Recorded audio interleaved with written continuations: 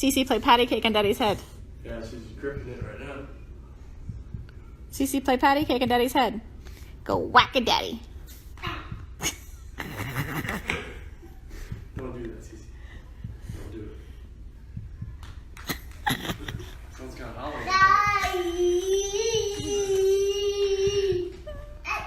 Whack a daddy. Don't spit. Don't spit on Daddy, please. Oh, that's a shower.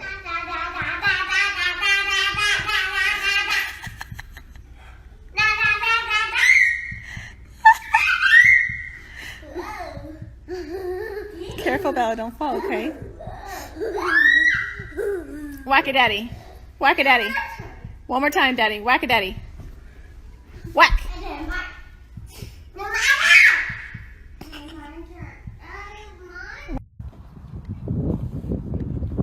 You're doing a good job, Bella.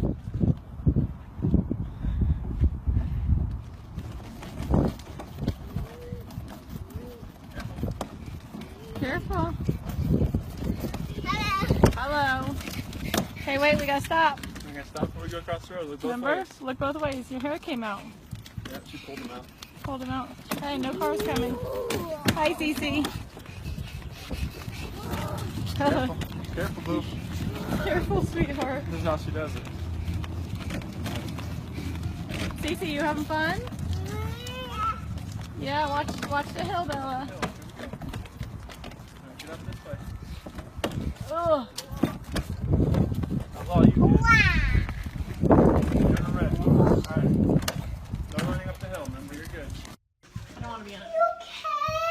Get lower.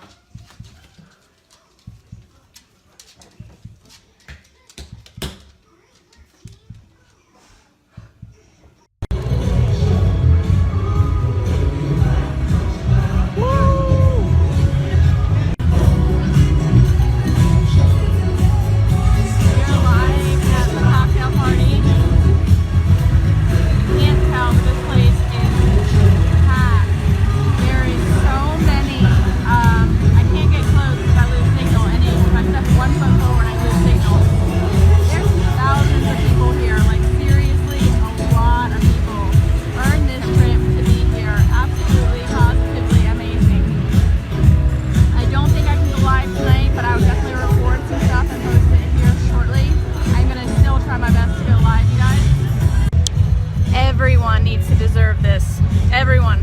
Absolutely everyone. Tell them how much fun it is. It's amazing. This place is nuts. Absolutely. It is phenomenal. We're gonna go have some fun. Get to hear what's coming out. It's absolutely exciting. We're super excited. We'll be back here live shortly, guys. Love you. I don't want to be in it. Get lower.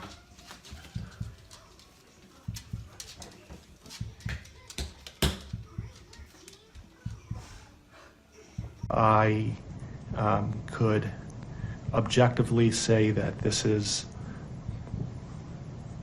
perhaps the most inhumane and vicious crime that I have handled out of the thousands of cases that I have seen. And nothing less than a maximum sentence would be appropriate.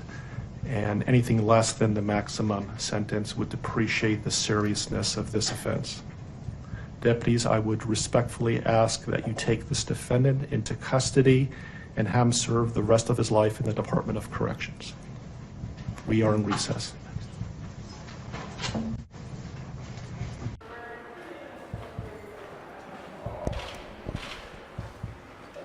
Mr. Watts, why did you kill your wife and 2 children? Mr. Watts, did you confess?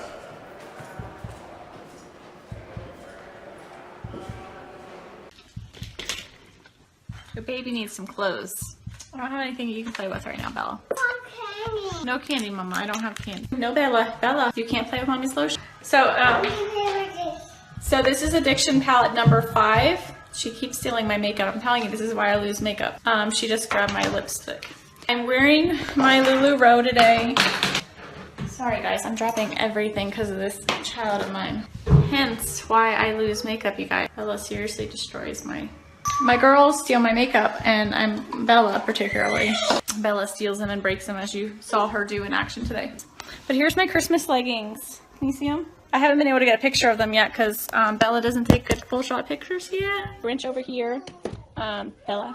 We have the Grinch over here. We have the Grinch. We have the Grinch here.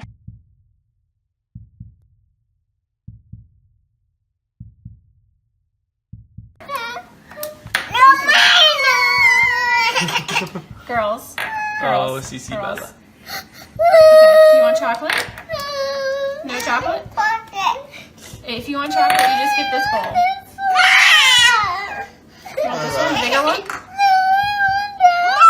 We're gonna go. I love you too.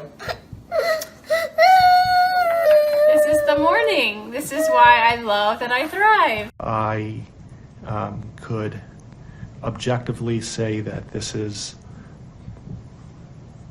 perhaps the most inhumane and vicious crime that I have handled out of the thousands of cases that I have seen. And nothing less than a maximum sentence would be appropriate. And anything less than the maximum sentence would depreciate the seriousness of this offense. Deputies, I would respectfully ask that you take this defendant into custody and have him serve the rest of his life in the Department of Corrections. We are in recess.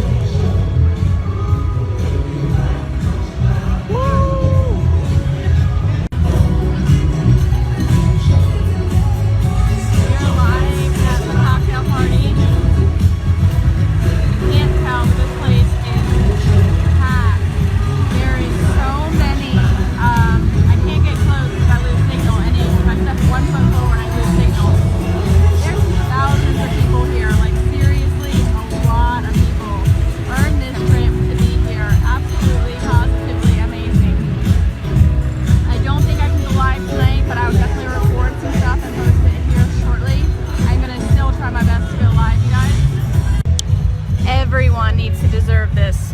Everyone. Absolutely everyone. Tell them how much fun it is. It's amazing. This place is nuts. Absolutely. It is phenomenal. We're gonna go have some fun. Get to hear what's coming out. It's absolutely exciting. We're super excited. We'll be back here live shortly, guys. Love ya.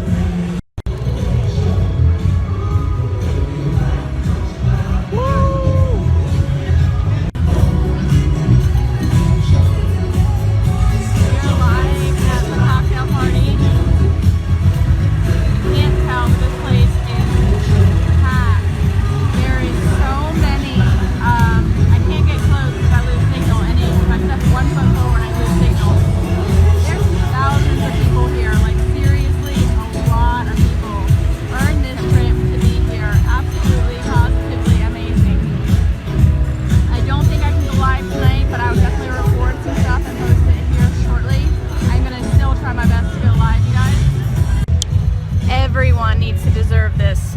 Everyone. Absolutely everyone. Tell them how much fun it is. It's amazing. This place is nuts. Absolutely. It is phenomenal. We're gonna go have some fun. Get to hear what's coming out. It's absolutely exciting. We're super excited. We'll be back here live shortly, guys. Love ya.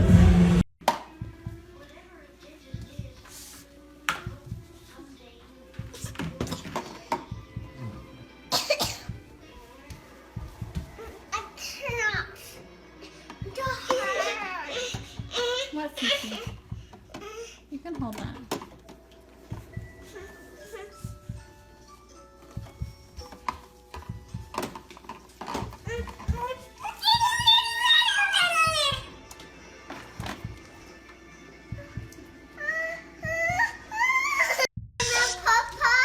Tell them you love them. You're welcome. We love you.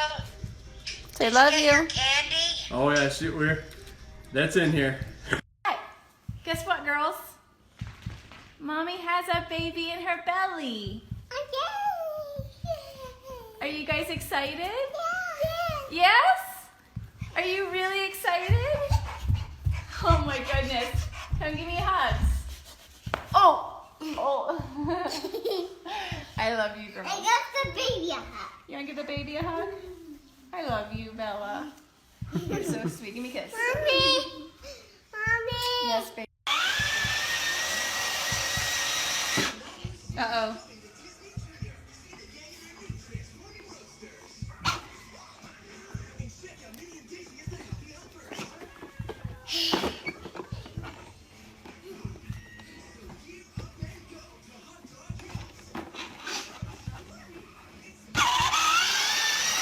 There's a wall, kid. Wait, let go of the gas. Watch out, Bella.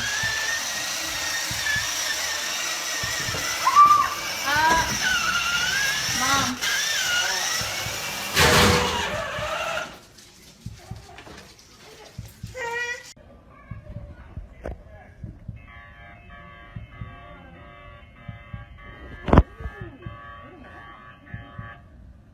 Can't run.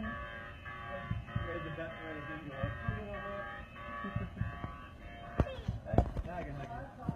Now I can hug you. Come here. Come here, little girl. Hey. Hey. Airplane. I know. I did. Yes, I did. I just want them back. I just want them to come back. And if they're not safe right now, that's what's tearing me apart. Because if they are safe, they're coming back. But if they're not, this has got to stop. Like, somebody has to come forward. So we're all watching Chris's first interview basically live on the 5 o'clock news. Or did you guys get into an argument before she left? It wasn't like an argument. We had an emotional conversation, but I'll leave it at that. But it's just, I want everybody to just come home. Like, wherever they're at, come home. That's what I want. Chris talked about how he and his wife had an emotional conversation right before she went missing, which I thought was strange, that you would talk about that on the news. Shanann, Bella, Celeste, if you're out there, just come back. I don't want them to really go in the ocean. I mean, Ready, set?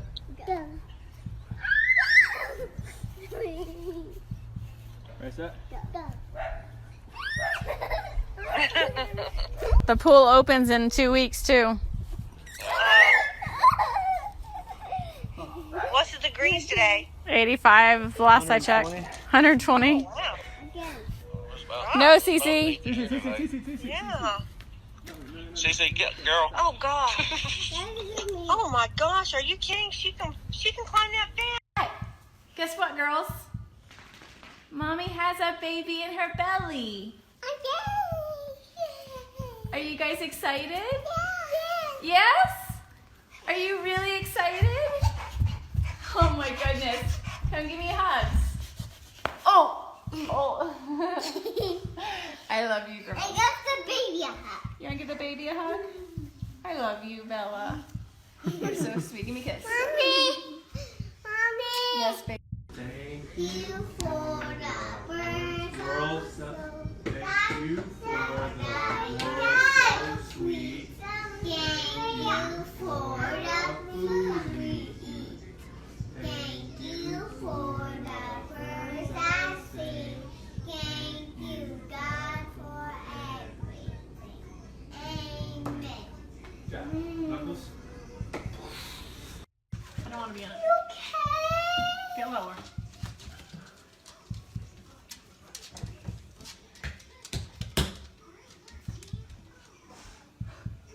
I could objectively say that this is perhaps the most inhumane and vicious crime that I have handled out of the thousands of cases that I have seen. And nothing less than a maximum sentence would be appropriate, and anything less than the maximum sentence would depreciate the seriousness of this offense.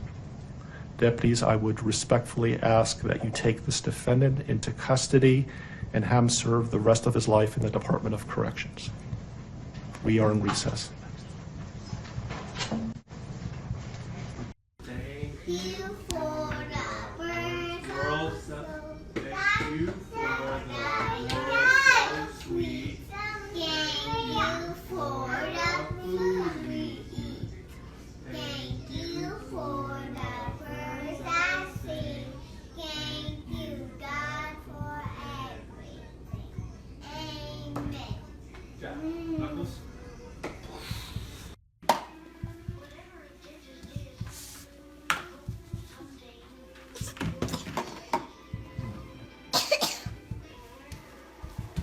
I cannot. What, Cece? You can hold that.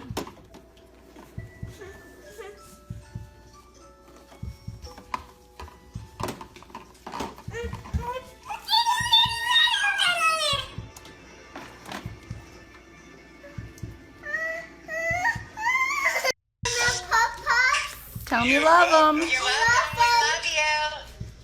Say love Get your you. candy. Oh yeah, shoot, that's in here.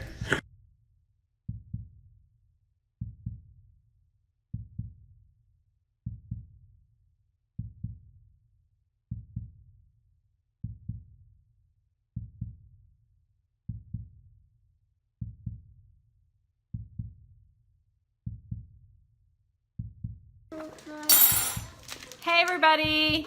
So I'm home with the family, and they're excited to try the new Pro Bars, and they came in, I think, yesterday. So we have cookies and cream, and we have lemon meringue. Who wants Pro Bars? I do. All right, so do you guys want lemon meringue first, or do you want cookies and cream? Cookies. Cookies? I want that. You want the lemon meringue? All right, since I have this one open, let's try this one first, okay? Cookies and cream. And Daddy's gonna try it too. Yeah. Are you both? Yes, so everyone's gonna try Chris Crumb cookies and cream. All right, Bella gets cookies and cream, Cece gets cookies and cream. Ready? Ready? Set. You're the taste testers. Yummy. Is it yummy? What's it taste like? Chocolate. Chocolate. What else? Watermelon. Watermelon. What's it taste like, Cece? Love it. Chocolate? Uh-huh. Is it delicious? Daddy? Oreo wrapped with vanilla. It's nice. Oreo wrapped in vanilla? Is it yummy, Cece? Is that good, Bella? I think they like cookies and cream. Okay, so let's try the lemon meringue. Hey, everybody. So, it's a little crazy over here. Cece loves the cookies and cream. You like it? Oh yeah, nothing. Good thing. Don't mind me.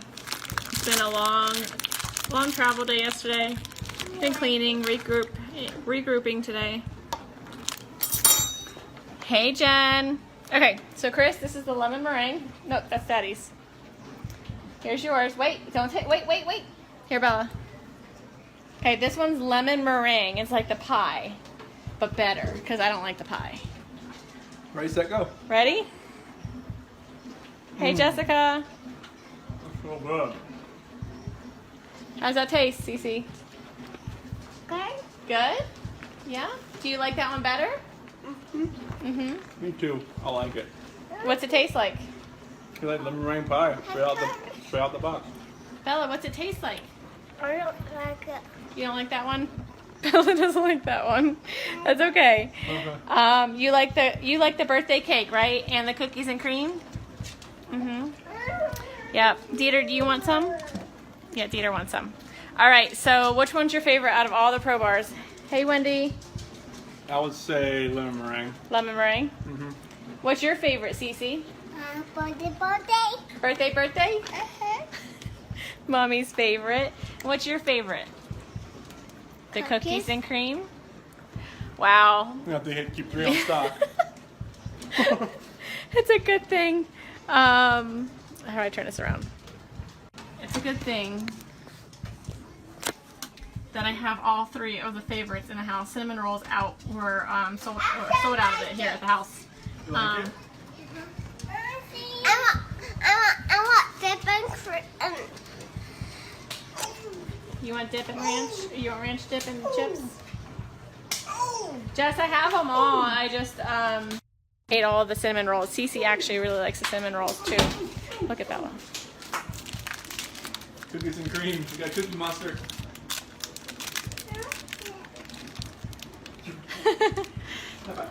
I'm guessing you like it, kiddo. You like it? You want the lemon meringue, Cece? No, she didn't like that one. Daddy will finish it. Yep. All right, you guys. So that's our family. Making sure I didn't miss anything. Hey, everybody. So we're a mixed family. Apparently, birthday cake is a winner for me and Cece. Bella loves the cookies and cream, and Chris is lemon meringue. Surprisingly, because he's a cookies and cream guy. Yeah. So super excited. I love it that it's a healthy snack, and Cece can eat it because she has a tree nut allergy.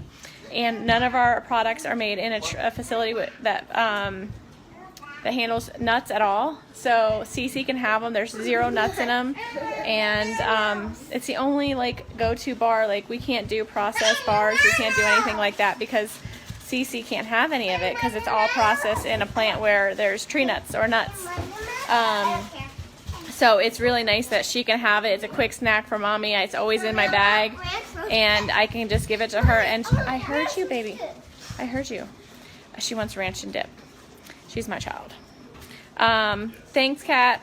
So it's really nice. It's convenient for me as a mom that I can just carry them in my purse and always have something for her. So super excited. The Pro Bars are amazing. They're a great snack, low carbs, low sugar, 2 grams of sugar in all of them, I think. But yeah, 2 grams of sugar and 20 grams of protein. So they're really good for you. So you guys have a great night. Love you. And we're going to be, Cece and I are fighting over birthday cake. So, all right. Say bye. Bye. See ya. All right. Bye, guys. Hey, everybody.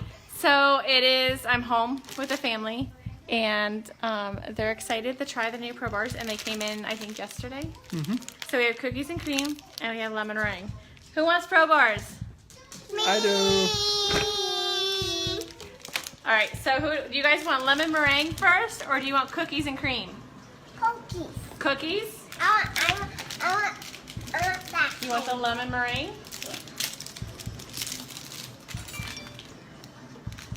All right, since I have this one open, let's try this one first, okay? Cookies and cream. And Daddy's gonna try it too. Yeah. Are you both? Yes, so everyone's gonna try Chris cookies and cream. All right, Bella gets cookies and cream, Cece gets cookies and cream. Ready? Ready? Set. You're the taste testers. Yummy. Is it yummy? What's it taste like? Chocolate. Chocolate. What else? Watermelon. Watermelon. What's it taste like, Cece? Flip it. Chocolate? Uh-huh. Is it delicious? Daddy? Oreo wrapped with vanilla. It's nice. Oreo wrapped in vanilla? Mm-hmm. Is it yummy, Cece? Is that good, Bella? I think they like cookies and cream. Okay, so let's try the lemon meringue. Hey, everybody. So, a little crazy over here. Cece loves the cookies and cream. You like it? Yeah, nothing. Good thing. Don't mind me. been a long travel day yesterday. Been cleaning, regrouping today. Hey, Jen. Okay, so Chris, this is the lemon meringue. Nope, that's Daddy's. Here's yours. Wait, don't take. Wait. Here, Bella. Okay, this one's lemon meringue. It's like the pie, but better because I don't like the pie. Ready, set, go. Ready? Hey, Jessica. That's so good. How's that taste, Cece? Good. Good? Yeah? Do you like that one better? Me too. I like it. What's it taste like? You like lemon meringue pie? Straight out the box. Bella, what's it taste like? I don't like it. You don't like that one? Bella doesn't like that one. That's okay. Okay. You like the birthday cake, right? And the cookies and cream? Yep. Dieter, do you want some? Yeah, Dieter wants some. All right, so which one's your favorite out of all the Pro Bars? Hey, Wendy. I would say lemon meringue. Lemon meringue? What's your favorite, Cece? Birthday. Birthday? Mommy's favorite. What's your favorite? The cookies and cream? Wow. We have to keep 3 on stock. It's a good thing. How do I turn this around? It's a good thing that I have all 3 of the favorites in the house. Cinnamon rolls were sold out of it here at the house. You like it? I want dip and cream. You want dip and ranch? You want ranch dip and chips? Jess, I have them all. I just ate all of the cinnamon rolls. Cece actually really likes the cinnamon rolls too. Look at Bella. Cookies and cream. We got cookie mustard.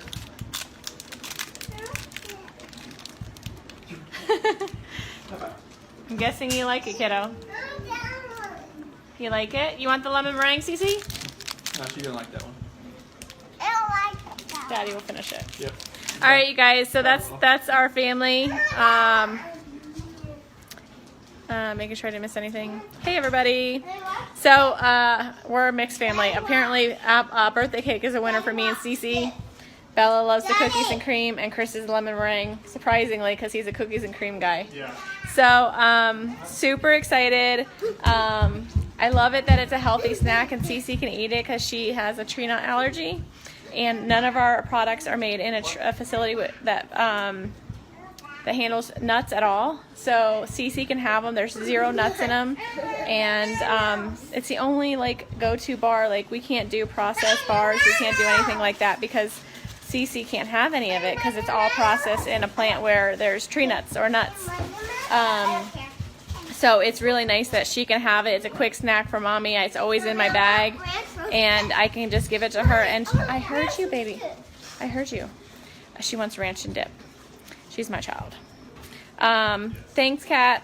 So it's really nice. It's convenient for me as a mom that I can just carry them in my purse and always have something for her. So super excited. The Pro Bars are amazing. They're a great snack, low carbs, low sugar, 2 grams of sugar in all of them, I think. But yeah, 2 grams of sugar and 20 grams of protein. So they're really good for you. So you guys have a great night. Love you. And we're going to be, Cece and I are fighting over the birthday cake. So, all right. Say bye. Bye. See ya. All right. Bye, guys. Hey, everybody. So I'm home with the family. And they're excited to try the new Pro Bars, and they came in, I think, yesterday. So we have cookies and cream, and we have lemon meringue. Who wants Pro Bars? I do. All right, so do you guys want lemon meringue first, or do you want cookies and cream? Cookies. Cookies? I want that. You want the lemon meringue? All right, since I have this one open, let's try this one first, okay? Cookies and cream. And Daddy's gonna try it too. Yeah. Are you both? Yes, so everyone's gonna try Chris Crumb cookies and cream. All right, Bella gets cookies and cream, Cece gets cookies and cream. Ready? Ready? Set. You're the taste testers. Yummy. Is it yummy? What's it taste like? Chocolate. Chocolate. What else? Watermelon. Watermelon. What's it taste like, Cece? Love it. Chocolate? Uh-huh. Is it delicious? Daddy? Oreo wrapped with vanilla. It's nice. Oreo wrapped in vanilla? Mm-hmm. Is it yummy, Cece? Is that good, Bella? I think they like cookies and cream. Okay, so let's try the lemon meringue. Hey, everybody. So, a little crazy over here. Cece loves the cookies and cream. You like it? Yeah, nothing. Good thing. Don't mind me. It's been a long travel day yesterday. Been cleaning, regrouping today. Hey, Jen. Okay, so Chris, this is the lemon meringue. Nope, that's Daddy's. Here's yours. Wait, don't take. Wait. Here, Bella. Okay, this one's lemon meringue. It's like the pie, but better because I don't like the pie. Ready, set, go. Ready? Hey, Jessica. That's so good. How's that taste, Cece? Good. Good? Yeah? Do you like that one better? Me too. I like it. What's it taste like? You like lemon meringue pie? Straight out the box. Bella, what's it taste like? I don't like it. You don't like that one? Bella doesn't like that one. That's okay. Okay. You like the birthday cake, right? And the cookies and cream? Yep. Dieter, do you want some? Yeah, Dieter wants some. All right, so which one's your favorite out of all the Pro Bars? Hey, Wendy. I would say lemon meringue. Lemon meringue? What's your favorite, Cece? Birthday. Birthday? Mommy's favorite. What's your favorite? The cookies and cream? Wow. We have to keep 3 on stock. It's a good thing. How do I turn this around? It's a good thing that I have all 3 of the favorites in the house. Cinnamon rolls were sold out of it here at the house. You like it? I want dip and cream. You want dip and ranch? You want ranch dip and chips? Jess, I have them all. I just ate all of the cinnamon rolls. Cece actually really likes the cinnamon rolls too. Look at that one. Cookies and cream. We got Cookie Monster.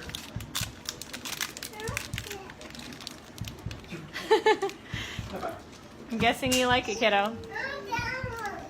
You like it? You want the lemon meringue, Cece? No, she didn't like that one. I don't like that. Daddy will finish it. Yep. All right, you guys. So that's our family. Making sure I didn't miss anything. Hey, everybody. So we're a mixed family. Apparently, birthday cake is a winner for me and Cece. Bella loves the cookies and cream, and Chris is lemon meringue. Surprisingly, because he's a cookies and cream guy. Yeah. So super excited. I love it that it's a healthy snack and Cece can eat it because she has a tree nut allergy, and none of our products are made in a facility that handles nuts at all. So Cece can have them. There's 0 nuts in them, and it's the only go-to bar. We can't do processed bars. We can't do anything like that because Cece can't have any of it because it's all processed in a plant where there's tree nuts or nuts. So it's really nice that she can have it. It's a quick snack for mommy. It's always in my bag, and I can just give it to her. And I heard you, baby. I heard you. She wants ranch and dip. She's my child. Thanks, Kat. So it's really nice. It's convenient for me as a mom that I can just carry them in my purse and always have something for her. So super excited. The Pro Bars are amazing. They're a great snack, low carbs, low sugar, 2 grams of sugar in all of them, I think. But yeah, 2 grams of sugar and 20 grams of protein. So they're really good for you. So you guys have a great night. Love you. And we're going to be, Cece and I are fighting over the birthday cake. So, all right. Say bye. Bye. See ya. All right. Bye, guys. One of the things we were talking about is, as we mentioned yesterday, knocking out the polygraph. Yeah. Why don't we do that today? Why don't I do that now? Okay. We'll get that out of the way when you're done. This is Tammy. Did you meet Tammy yesterday? No, this is okay. the only one. This is Tammy. Hi, Chris. How are you? All right. So then when we're done, we'll figure out our game plan that I was talking about today. Does your dad have availability to use the car if you're going to be here for like an hour or more? Can you drive? Oh, he can drive. Okay. Yeah, he's yeah. Okay, and I'll go explain to him everything that's going on. Okay. He will know where to go, but Oh, okay. Well, we can. I can the house, he knows how to get to the house, but Okay. it's not ready. He can't go in there. But Okay. Does he know how to use GPS on his phone? Or anything? Yeah, but he wouldn't know where else to go besides my house. Oh, that's true. That's Okay. just, yeah, I can tell him if he gets to go to my friend's house. If Okay. I'm not sure, if I'm be here for an hour or 4 hours. You want me to just go talk to him and let him know when the house is going to be ready and all that, and when he can go? Because he can go grab a bite to eat or something, right? Oh yeah, if everything should be open by now around here. So Okay. Yeah. I'm sure. Well- he's been flying since 5 o'clock East Coast time. So Okay. Why don't we knock this out? Okay. I think it's the best thing to do to move past all of this, and then I'll go talk to your dad. He'll have the keys. Everything will be good. okay. You have this number, so you can call him when you're done. There's no signal in this place, so As Oh, yeah. bad as that. That's why I couldn't talk to you earlier. yeah, it was. Between him and me, we'll figure out how to communicate best and get him where he needs to go. Okay. Yeah. I've been getting text messages from a lot of news places. Okay. I don't know really I think that's part of maybe what we game plan today. not just here like everywhere. Today show or I don't know what to do with that. Well, I think that you certainly can do whatever you need to or want to do. But I think that after we knock this out, we get back to the team and we make a plan. Okay, so I've been getting different advice as far as her mom said if it's a kidnapping then she said not to talk to anybody. Yeah. But I'm torn of what to do. Well, Her mom told you not to talk? Yeah, her mom's saying because she was advised by someone like police or a detective there that if he talks to the media it might. Oh, to the media. Okay. Mhm. I thought you were talking about to the police. Oh no I was no just the media in general. Yeah. 'Cause it's gone.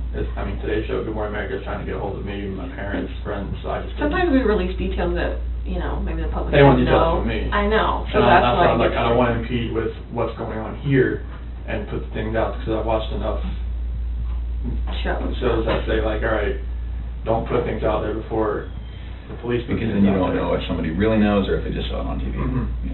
Well, let's do this. I think while you're doing this, it's going to be completely okay to ignore your phone and the media and everyone, right? Okay. So let's get this out of the way. I think it'll really clear your mind a little bit, right? All right. So why don't we put a halt on the phone, on texting people, on Good Morning America, all those stuff. I haven't responded to any of them. Let's Only focus my on friends this. have. Yeah. Let's focus on this. Let's knock it out, and then let's talk. Okay. All right? All right. All right. And You guys Grandma, good? you'll come in. I'll go get you when we're done. Yeah, okay, cool. Yeah, okay. Yeah. Okay. Thanks. So go ahead and have a seat right here, Chris. Sit on this? Yep, I know. I'll explain what that is here in a little bit, but you don't have to worry. It's not on or anything right now. It's not gonna buzz you or anything. I've never done this before. I know. A lot of people haven't had polygraphs before. It's not like a normal thing that people go through. A lot of people, obviously in law enforcement and places like that, they have to go through polygraphs for their job. But other than that, most people never take a polygraph in their entire life. So. Yes, I have no idea what to expect, honestly. Yeah. So how are you feeling today? I'm sick to my stomach, honestly. The first day I thought, okay, she was just somewhere. Sure. And after yesterday, all the activity at my house, I didn't know, it went to the other extreme. I've just been sick to my stomach that either somebody has her or she's in trouble and the kids are not safe either. Right. Well, and I think that's totally awesome that you're here today. I commend you. We do this in all of our missing person cases, so don't think that we're just singling you out oh my gosh, they want me to take a polygraph. Anytime, someone was the last person to see people or, it's a missing person case, we start from the inside and we work out. That's pretty much what we do. So I've done polygraphs on the Jessica Ridgway case. I don't know if you were here for that. The name sounds familiar. The girl that went missing in Westminster and Okay. that, yeah. And then just the one that we had in Thornton last year or the year before.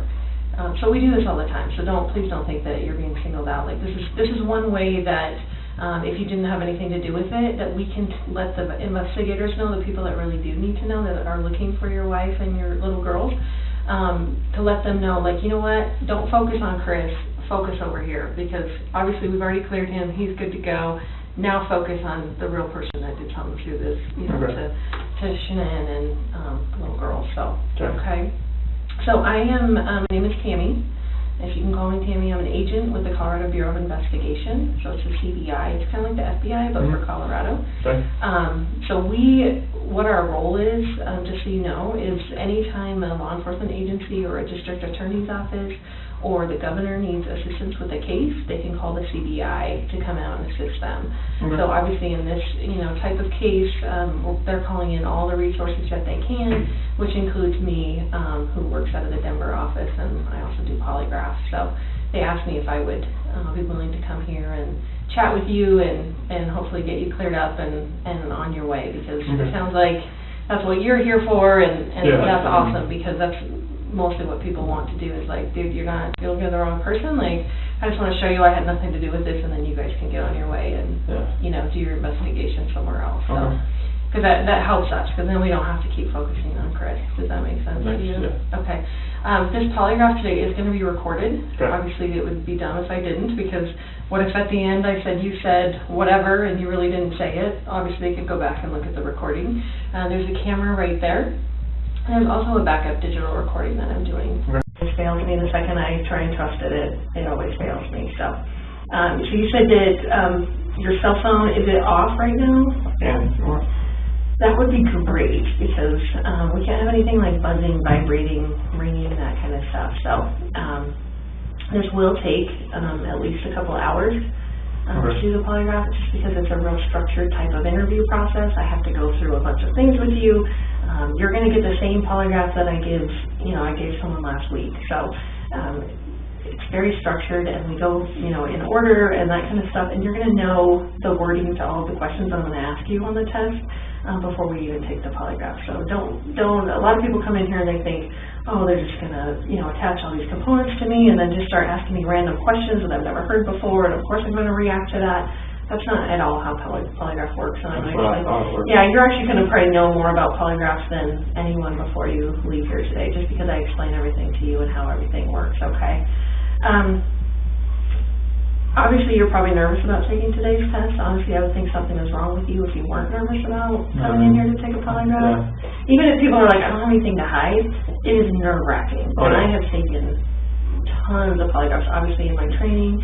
I went to 10 weeks for training. I've been a polygrapher for about 5 years.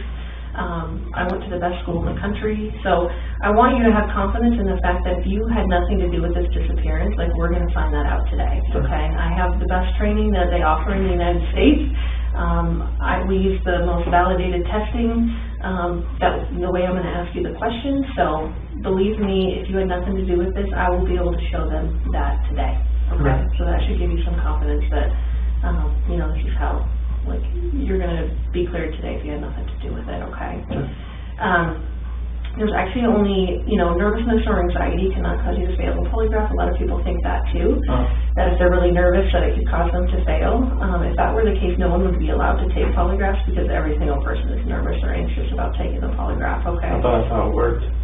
On nervousness? Yeah. No.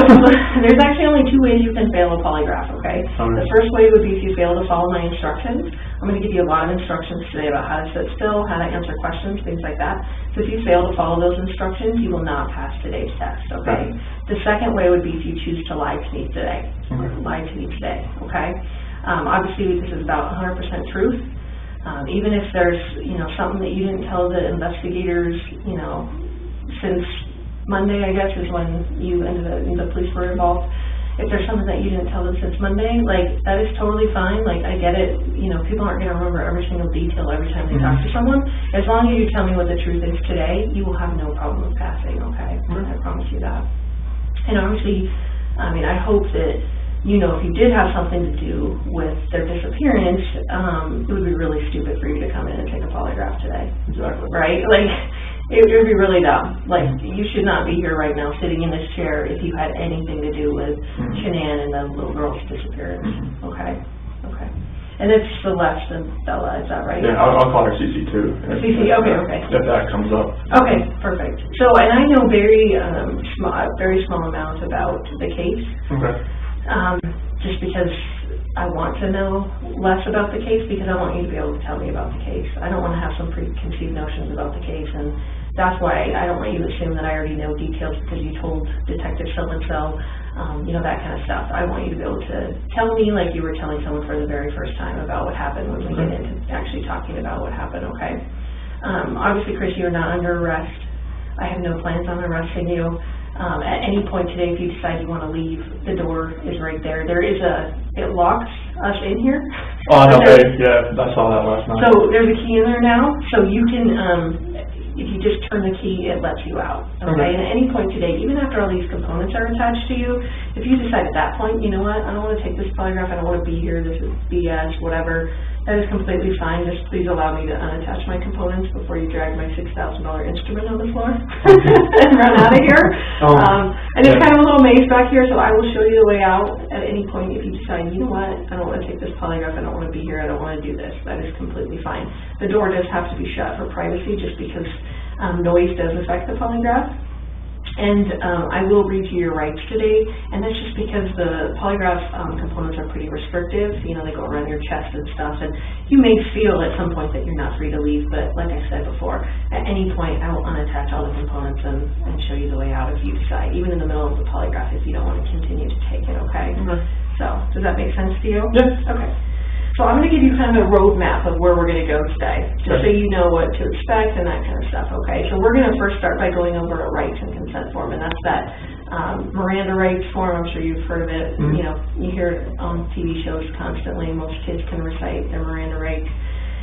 We're going to go over that, and again, it's just so that you know you're free to leave and that you're not under arrest, okay? And then we're going to do a consent form, and that's just something that's required by my bosses to say that you're actually consenting to the CDI doing a polygraph on you, okay? After that, we do a biographical and a medical form, and that's basically to make sure that you're a suitable subject to take the actual polygraph. I want to make sure that you didn't smoke, 10 bowls of weed, the night before. I wish that didn't normally happen, but a lot of people smoke drugs before they come in here because they're really nervous and they're trying to calm themselves down. Some people take a lot of medication. Some people hear voices. All of those things are things that I cannot conduct a polygraph on someone if they have those things going on. So I just need to make sure that none of that stuff is affecting you. You seem very lucid. You're talking to me. You're making sense. You're not jittery. You're not moving around, that kind of stuff. So I don't think we're going to have any issues. But I want to vet all of that out and just kind of, make sure that you had enough sleep and you're not, obviously no one's getting a lot of sleep. Probably since Monday, but just so we can talk about all of that, okay? Sure. And then after that, we're going to discuss the issue of why you're here. Okay, I want to know everything you know, and again, I don't want you to assume that I already know something. I want you to kind of start from the beginning and like telling someone, maybe, a friend that you hadn't talked to since any of this has happened, and you're basically having to relay all of the details of exactly what happened with Shanann and the girls, okay? And then after that, we're actually going to take a bathroom break. I'm going to let you take a break. You can use the bathroom, get something to drink. That water there is for you if you need that at any point today. And then you're going to come back in here. I'm going to explain to you how and why the polygraph works. Again, you're probably going to know more about polygraph than you even care to know before you leave here. I'm going to explain how it works, and then we're going to go over the questions that are going to be on the test. And like I said before, you're going to know the words to every single question. So it's not that, and we're going to discuss that even before we even take the polygraph, like what those questions mean, and just so you are completely clear in your mind when Tammy asked me this question, this is exactly what she means, this is exactly what she's asking, and this is the answer that I have for that question. So we're going to go over those. I let you practice answering them like 2 or 3 times, and then we'll go through them repeatedly if you need me to go over them 4 or 5 times, just, before we actually take the test. I'm more than happy to do that too. I want you very comfortable with the questions and that you know what they mean and how you're going to answer them, okay? After that, we're going to go, we're actually going to do a practice test. And again, that just lets me know that you're a suitable subject to take the actual polygraph. And then after that, we actually get into the actual testing. So that's why it takes a long time, is because there is a pretty big process that goes along with it. Okay. Work. Yeah. So did you, you're not working today, right? No, Do you have a date that you're going back to work? not at the moment. No. How long have you worked for Anadarko? January 2015. So, About 3.5 years, almost. yeah. Do you like it there? Oh, yeah. Yeah, I worked for Covenant Testing Technologies before that. Well, what is And that for? That's a contract company for oil and gas. Oh, And okay. before that, I worked for Ford for 11 years as a technician. Oh my goodness. So does that translate into No, well, Darko stuff? it's mechanical. I mean, like, I like to fix things. And when I moved out here, I worked at Longmont Ford. Okay. And I moved up pretty fast there, but I hit that like kind of plateau that kind of just like I couldn't go, got stagnant. Mm-hmm. And I was having this carpal tunnel syndrome, both my hands, and I mean it was bad. Like I was doing this like all day, you know, like it was bad. Yeah. So- Do you still have that? I don't even know. Can you get rid of carpal tunnel? Oh, like it was just the onset of it. Like Oh. it wasn't like full on I need to have surgery type thing, but like now it's so much better. Like it doesn't have the pain. Like there's a lot of mechanical things you do in oil and gas, but it's not as repetitive as the car industry is. So are you, excuse my language, are you a worker bee or are you like a boss guy? A little bit of both. Okay. So you're getting your hands dirty too? Oh yeah. Oh yeah. Yeah, like I'm a field coordinator right now for the area. I have 6 route operators and 2 rover operators. Okay. So that's what I'm kind of just over them right now, and we game plan, like we look on the computer on our well summary screen and kind of go from there to see what kind of problems we might have throughout the day. Sure. And just kind of like, all right, this is what we need to do. You go here, there. And Okay. got everybody's doing kind of middle part of the day, and everybody needs help, and try to get everybody checked out by like 3:30 or something like that. Oh, that's nice. But don't you go to work for your... Yeah, we start for your like 6:30, somewhere around there. So. That's super early. Oh yeah, you have to get there early. You just never know what could happen. So. That's true. That is true. So do you have an ID on you, Chris, that I could see? So I have, the biographical form has some, like, driver's license numbers and that kind of stuff, so I'll just keep this just for a second till I do the other form. Are you named after anyone? No. No? My middle name, just my dad's middle name, but other than that, no. Okay.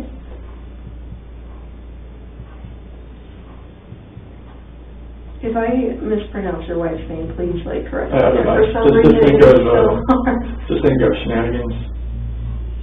Oh, I like that. Okay, I got it. That's the way she tells people. Does her family call her Shanann?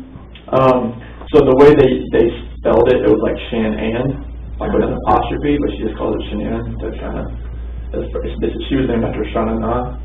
Oh my That gosh. makes, Okay. okay, so. Is it B-E-L-L-A? For Bella, yes. Okay. And Celeste is C-E-L-E-S-T-E. Perfect. All with the same last name? Yes. Right? Okay. So, Chris, this is that advisement and rights form. This just says that Agent Tammy Lee says, I'm an agent with the Colorado Bureau of Investigation, and I wish to talk to you about, obviously, the disappearance of Shanann, Bella, and Celeste Watts, okay? You have the right to remain silent. Anything you say can and will be used against you in a court of law. You have the right to talk to a lawyer and to have him present with you while you're being questioned. If you cannot afford to hire a lawyer, one will be appointed to represent you before any questioning if you wish. And you can decide at any time to exercise these rights and not answer any questions or make any statements. Do you understand each of those rights that I read to you, Chris? So I'll just have you write a yes when we get to that. And then having those rights in mind, do you wish to talk to me now and obviously go through with the polygraph? Okay, perfect. So what I want you to do is go ahead and answer both of those as yeses, if you still agree with that, and then sign and date that signature line if you would.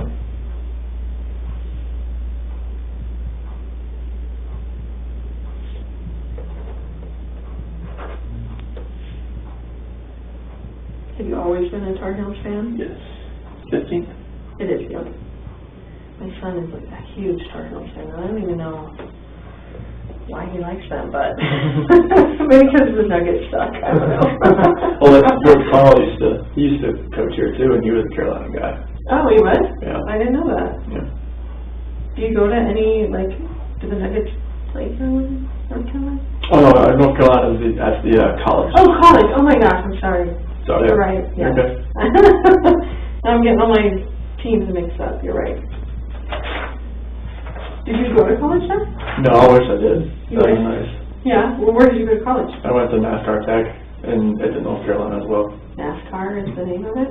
Man, it was a mechanical school. Oh, really? Yeah. Very cool. It focused on regular automotive and then the NASCAR portion as well. Oh, very cool. Did you learn a lot of stuff? Oh yeah. Is that like kind of elite mechanical school to go to? It was part of the Universal Technical Institute, like it was part of their program, plus the NASCAR part, plus I went to the Ford, the FAC program there as well, so. Wow, that's awesome.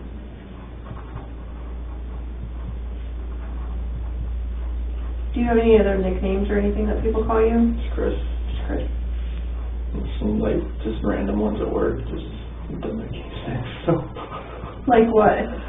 Some call me like Rain Man, because like when I go to a site or something, like if I do it once, I'll remember it, and this is one of those things.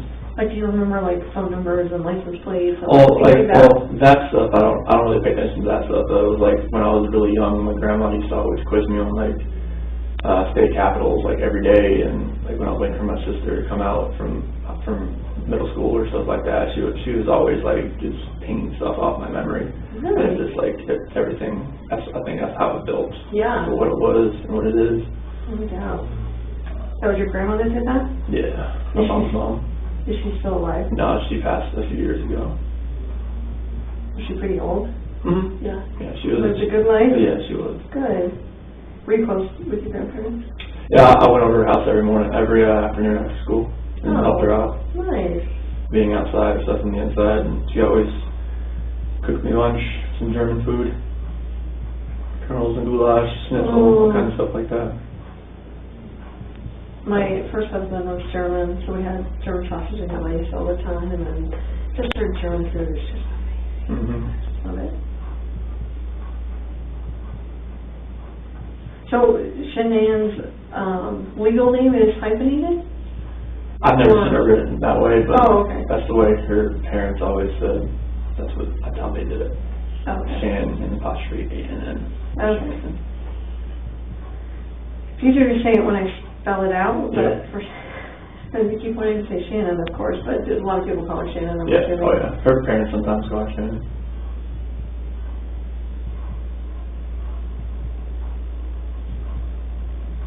Have you talked to her parents at all? Mm-hmm. Yeah, are they being pretty decent and good? Are they coming here? I'm not sure yet. Who, like, my dad's here. Your dad's here. Is there any other family members of yours coming? Not right now. No. Just my dad came out and just for support. He just got here this morning. That's nice. What a nice dude. Mm-hmm.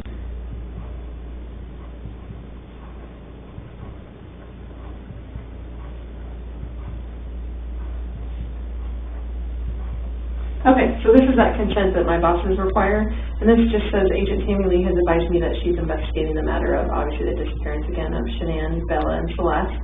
I hereby say that to the best of my knowledge I'm in good physical and mental health. I also state that no force, duress, or undue influence has been used against me, and that I am consenting to this polygraph interview on my own free will. I understand that the results of this process will be released to, obviously, the Frederick Police Department, the District Attorney's Office, and the FBI.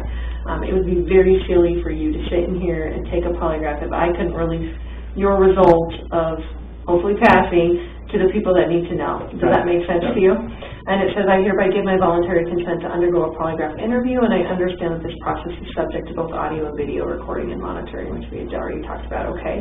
So if you agree with that consent, you can just sign and date it.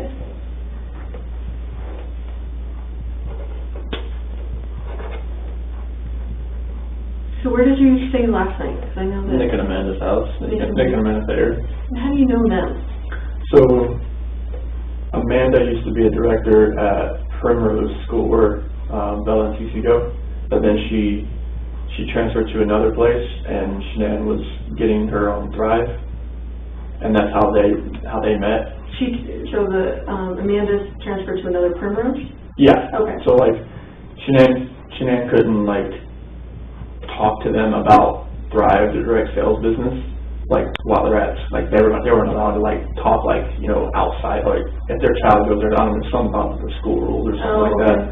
So once she left, she talked to her about Thrive and got her on Thrive, and then me and Nick started running together here and there, and that's how we met. So is she like a what do they call them, a downline from Shane? Yes. Okay, so she's like one of the sellers that. Yeah, like, recruited or whatever? yeah. Okay.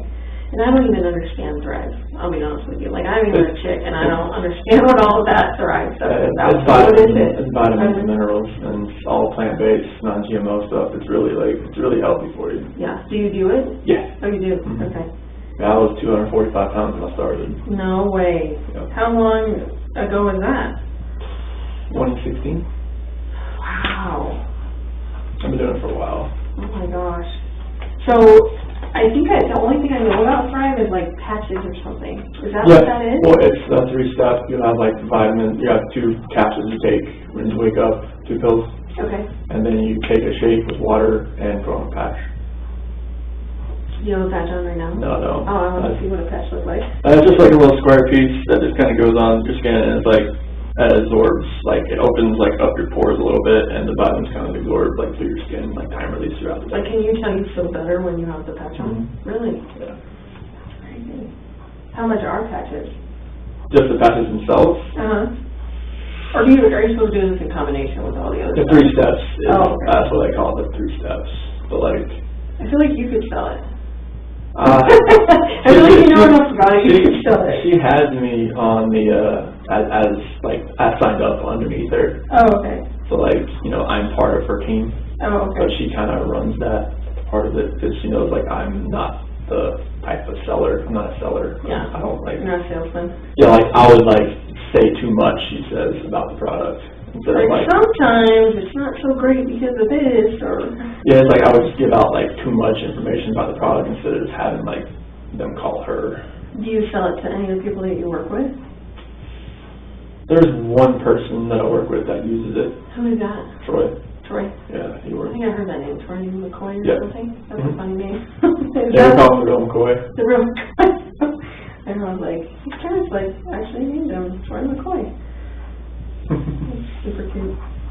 So he works for you, is that right? Or He works with me. He's the other field coordinator. Oh, okay. Yeah, he's got a lot more experience than I do. He worked in Kansas before he came here. Kind of shows you the ropes.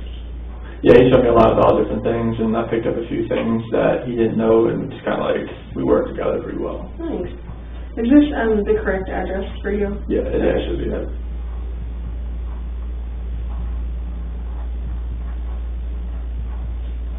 Is Troy married? Yes. Oh, yes. So do your families hang out at all? A few times, yeah. His kids are older. Oh, okay. Like how old are they? Like 11, 10, 8, and 7. Oh, okay. Somewhere around there. There's 4 kids? Two of them. Oh, okay. Like a blended family? Yeah. I think he met her when she had 2 kids already. Oh. Yeah. So what's your Social Security number, Chris? 241 Okay. 67 3387. And your cell phone? 910 309 1702.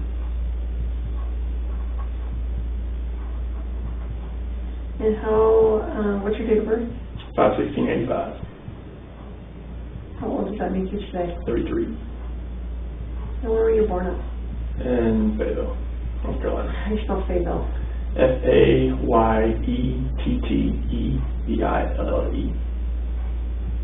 Do you say Fayetteville? Mhm. Okay. And this says you're 225. Is that correct? 180. Okay. Was that a lie on here? What year? What year was that? That was 2014. No, I was 225 then. Oh, like, okay. Yeah, I gained some more weight. What do you think made you gain weight then? Celeste, pregnancy.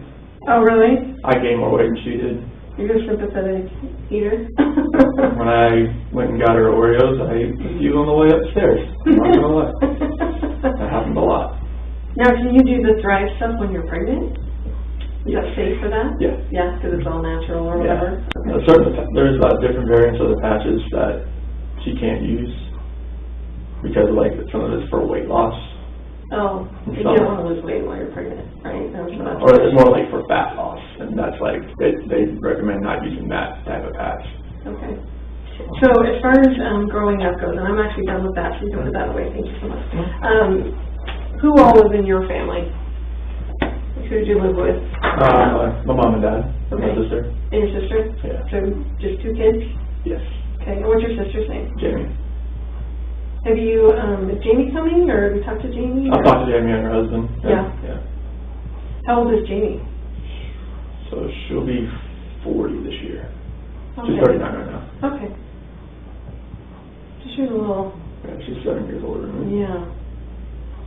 So you were at home by yourself for a little while, huh? Yeah, we didn't really get close until I got like older because that was such a big age discrepancy. Mm-hmm. So So you get along with her well now, Oh, yeah. and her husband, and so Yeah. do they have kids? 2, 2 kids? Yep. How old are their kids? 10 and 7. 10 and 7. Do you get to see them very often, or? I just saw them like when I was in North Carolina. Oh, you did? Yep. Nice. When were you in North Carolina? So it was the August 1st to the 7th. Nice. And how far did you get in school? So I graduated from high school and I got through the NASCAR Tech program. Nice. So you've got a GED or an actual diploma? So it's like a certificate, I guess. It's not really a diploma because it doesn't have like English, math, science there. It's just strictly like mechanical. No, but through high school. Oh yeah, I got a diploma. You got a diploma? Oh yeah, Okay. definitely. And then you got a, I'm sorry, Like a certificate from NASCAR Tech that I completed their programs. Like, I guess it can't be a degree without, like English, math, and science and stuff like that. Did you always know that that's what you wanted to do, was the car stuff? It was, if I could go back, like, I'd probably just use that more of like a hobby. Mm-hmm. And maybe like dive more into the technology part of it, like, because we had like an Academy of Applied Technology when I was there. Mm-hmm. In the high school I was in, maybe go into more of the computer programming part of it. So are you like a pretty techie guy? Not I'll say techie, but I understand like numbers and math a lot. Like that's like with working on these wells, like there's a lot of programming, a lot of setting up these wells to make them run, and like using the numbers, the pressures to optimize the wells is something. You already lost me, like I do that that job. job. No, I did not do that job. That's why I helped Troy. Like he knows more of like the stuff that was like 10 years ago type of thing, and I know more about. I've kind of like grasped some more of the stuff that's happening right now. Sure. And that's how like we kind of like work together. He's like, if he has to work on a pumping unit, like all right, I'll help. You got this. If I get working on like a normal well and setting it up, he's just like, here you go. Mm-hmm. Like I will just watch. But does that translate into like my husband is a techie guy in our family, so like he sets up all our routers, like when I get a new phone, he sets up my phone for me just because he has that brain that I don't have as far as being a techie person. So are you kind of that person in your family? I can do that. I can do that kind of stuff. I can't like do code or anything like right. that. But You're not writing computer code? no, I can't. 0 1 0 1. That's not all that kind of stuff. Right. Okay. Awesome. So, in your job now, like, what is your title? So I'm a field coordinator. Field coordinator. Okay.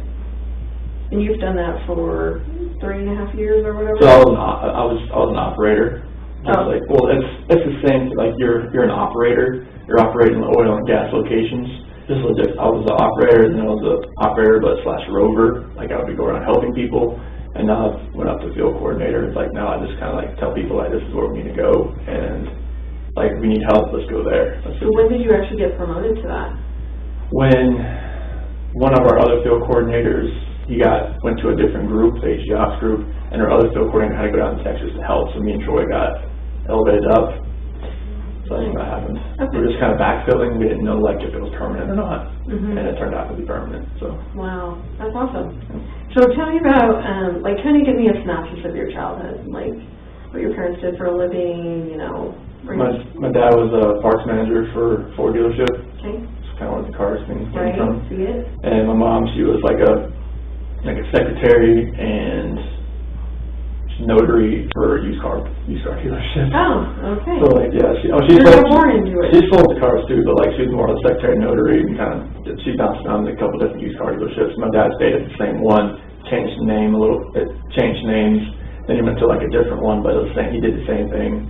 And he did like parts manager and body shop manager, and that's where he's still at now. So how would you say you grew up as far as like your family structure? Were you guys religious? Was there a lot of discipline in the home? Or who was the disciplinarian in the home growing So up? like we went to church I would say not like every Sunday, but pretty regularly, you know. And what church did you guys go to? It was like First Baptist Church. Okay. And I mean, discipline, I was the quiet kid. I was the, you know, I just kind of followed through. I mean, my sister was the rebellious one that always, you know. You're like, I'm a good one. It's like I never, like, and my sister was the one that got the most of she was the one that showed me, like, that's what I don't want to do. Right. I would wake up to my mom and my sister pretty much arguing every morning. That's how I went, okay. They're like, I don't want to wear this, I don't want to wear that. I'm like, okay. And you're like, Mom, what do you want me to wear? I'll wear whatever you want. I was just going, if I didn't do it, you know, don't wear it today. Right. That thing. But yeah, like, my dad, he was a disciplinarian. He was? Yeah. What kind of discipline did you guys have in the home? Just, I mean, it wasn't like physical or anything like that. It was just, you know, like, just verbal, like, you know, this is what you need to do. And just follow that. Like, if my dad ever raised his voice, I knew that was like, that was my work phone, sorry. Oh, okay, I was like... Whoa, forgot about that.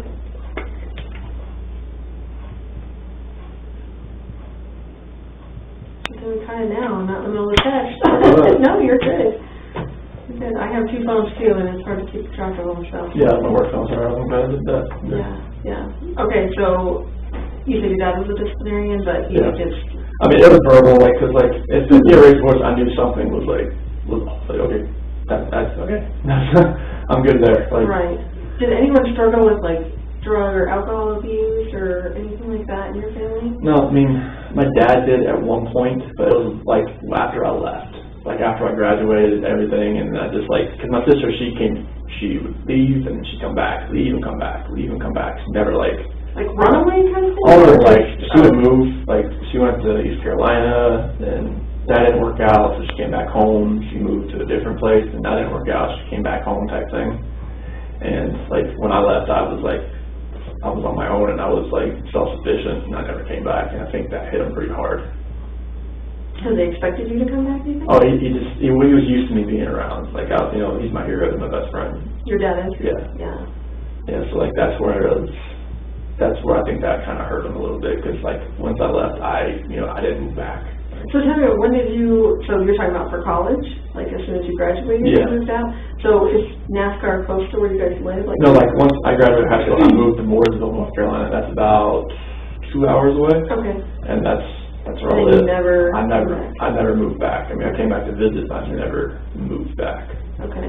So you go to college, is it a 4-year college, 2-year college? And that program I finished in 52 weeks. So it was like a year and a half, almost 2. Okay. Oh, actually, wait. That's like a year. 72 weeks, sorry. Okay. 72 weeks. So a year and a half. And then where did you go after that?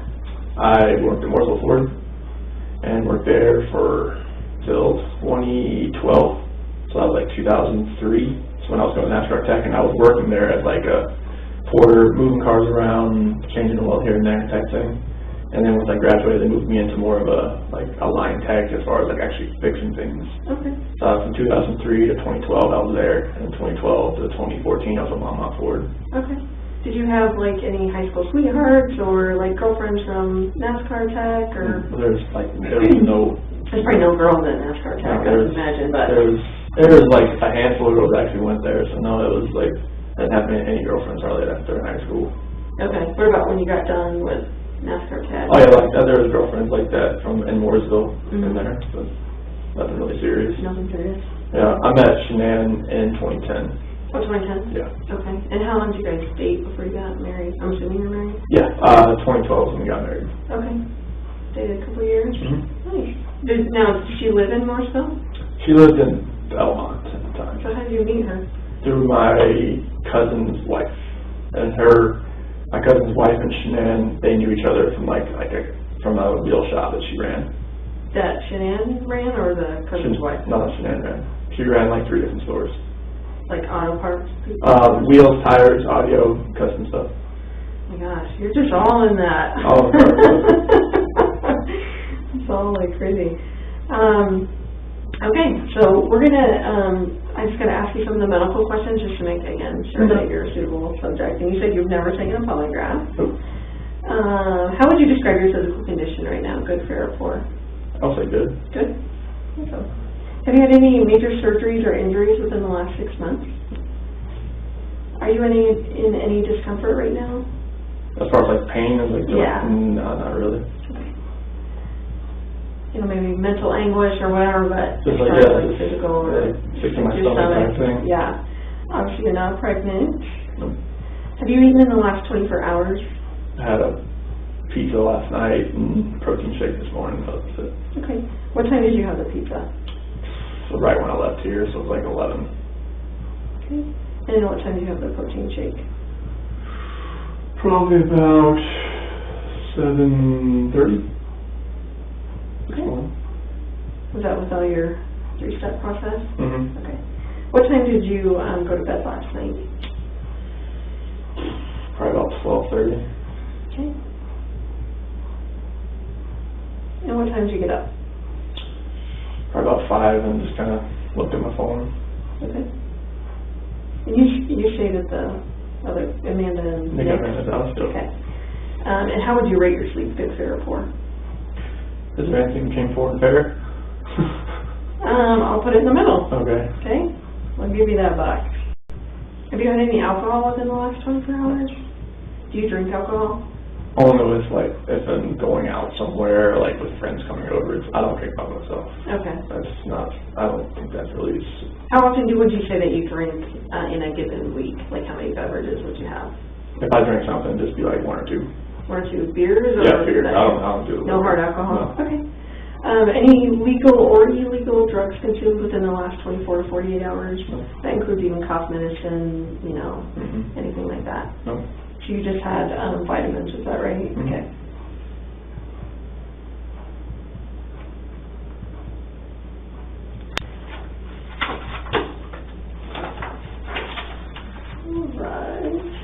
So now Chris, we're going to discuss the reason why you're here, okay? So now what I would like you to do is, again, kind of treat me like, you know, someone that has no idea about anything and that you actually have to start from the entire beginning, like kind of start when, I would say when you met Shanann, just kind of explain your relationship, I guess, just so I understand it, as far as, you know, meeting in 2010 and, you know, when the kids came about and that kind of stuff, and then just bring me up to the point of, you know, yesterday.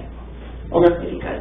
All right. So 2010 is what we met. We met pretty much through Facebook because of my cousin's wife, and she like recommended us as friends type thing, and that's how we kind of started talking.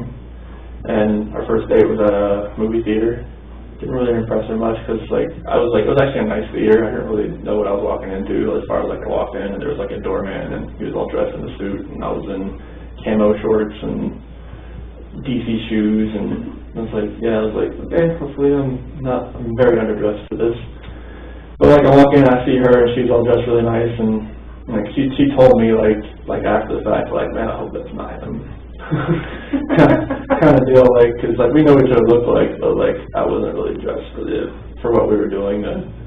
But on the second date, I actually made the mistake again wearing the same thing because I kind of forgot what I wore. But I went to a Kid Rock concert, and like I think that's kind of where I won her over because like we actually got to like the actual concert and like I forgot my ID, so I couldn't actually get in. So I actually ran back like 2 miles to the car and got it and came back. And I was just like, I was just like soaking wet. I was just like, it was like middle of July, August, in like South Carolina and humidity and everything like that. It's on Army base. So I ran back, got it, and everything like that. And then I think it was our next date, we actually went to Myrtle Beach. And like she had lupus. Well, her lupus was really like acting up in North Carolina. So like she had like these flare-ups, joint pains, all that kind of thing.